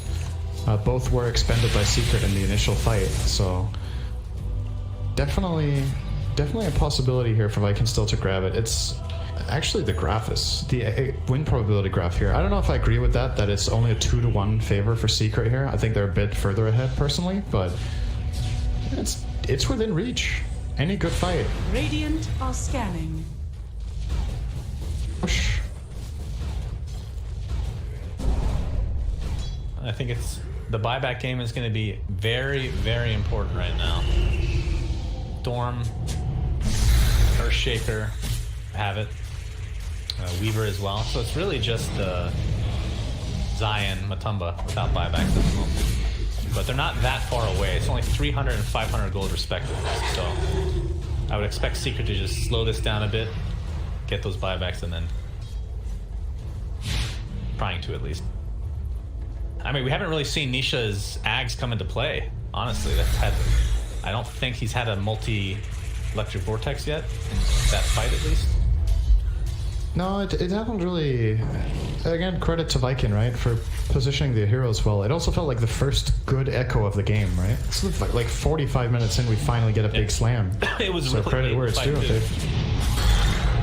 Almost turned it. And I do believe. No, Timbersaw still has the button. 300 gold. Zai, get to work, bro. Time. He is megaphone.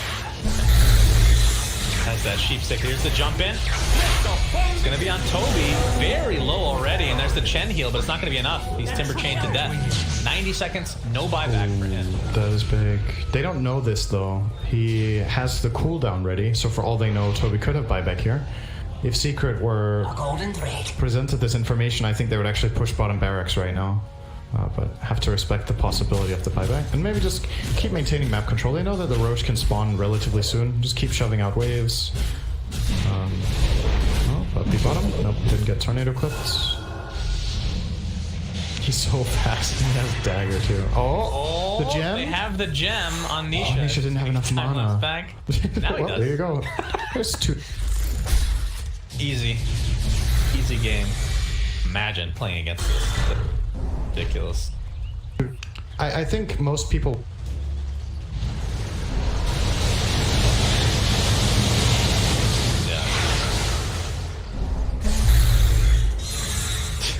Radiant's middle Map, tower kind of. is under attack. It is all the challenging. credit to Viking because they are definitely putting up a good fight here. Bloodright takes out most of the wave. One creep remains. Zai is no, that's not their creep. Either way, a lot of damage being applied to this tier 3. They're gonna jump in onto Bloodseeker, trying to force his BKB. He's not gonna use it yet. Gets sheeped. Looks like he'll hold on to it, and for good reason. And if they, even at this stage of the game, if you get one BKB misuse, Secret will just back up, re-aggress after it's off cooldown or on cooldown, and likely take the fight with much more ease. Nisha working towards a Shiva's. See how much gold he has for buyback.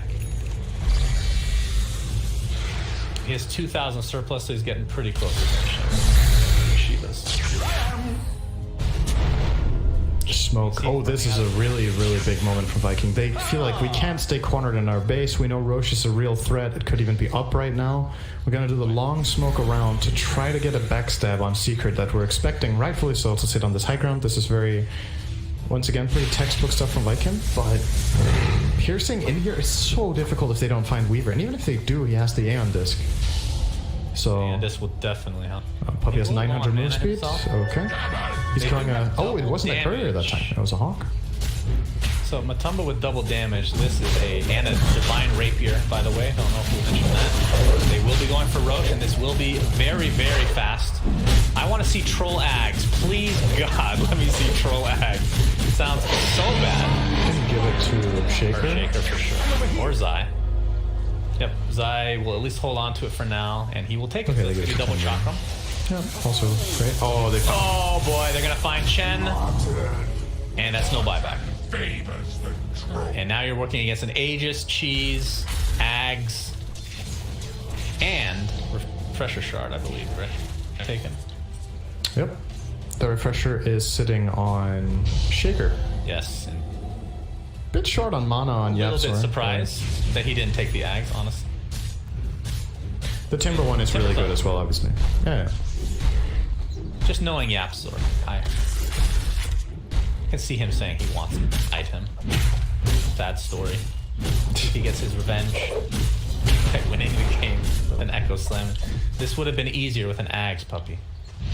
They are sitting on a 33k net worth lead, though, so they certainly stand to make some mistakes. But with, as always with the Divine Rapier, even with the Aegis, there is potential for throw. Looks like Shad is actually working towards a Divine himself. I suppose you just get rid of your phase boots at that point.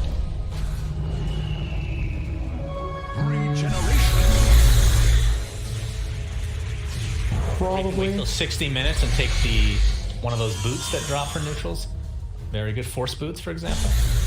Yeah, great. Hey, we might see a 60-minute game. It's very possible. Secret this is some of the most tested I've seen them in a while, right?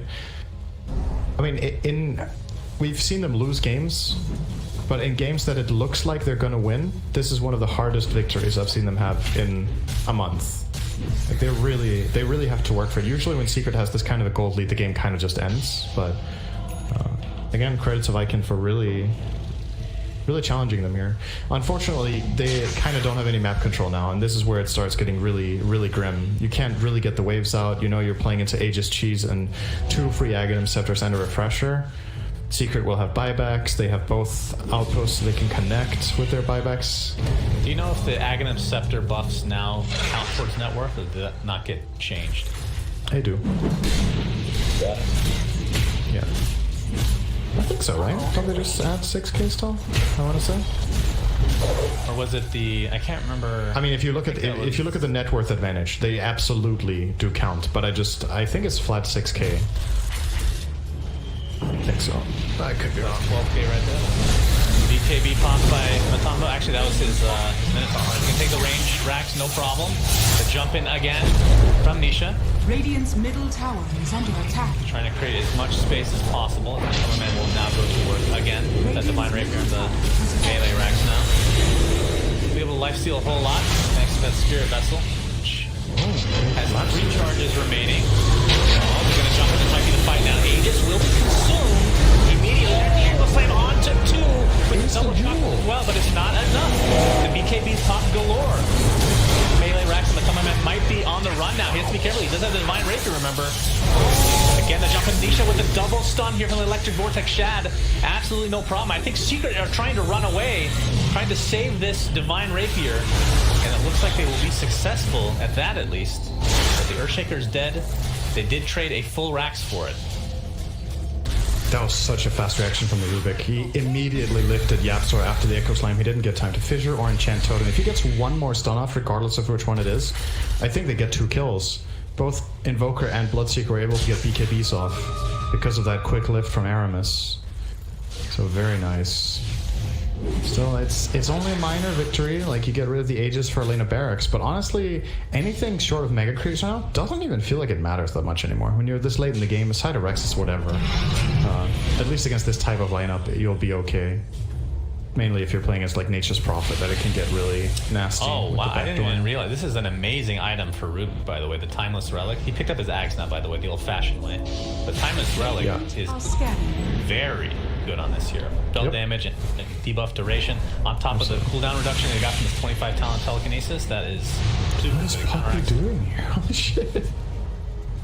Pushing. Yeah. They actually dusted, but not able to find them. Close call.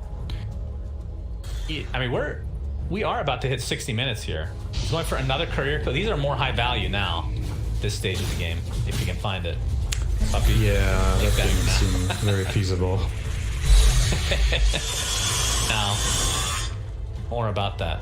Oh, actually, Shad has switched it up, not going for Divine. We'll be going Scotty, it looks like. Very interesting. Wait, he switched it up and is now going... Wait, what? Going Refresher.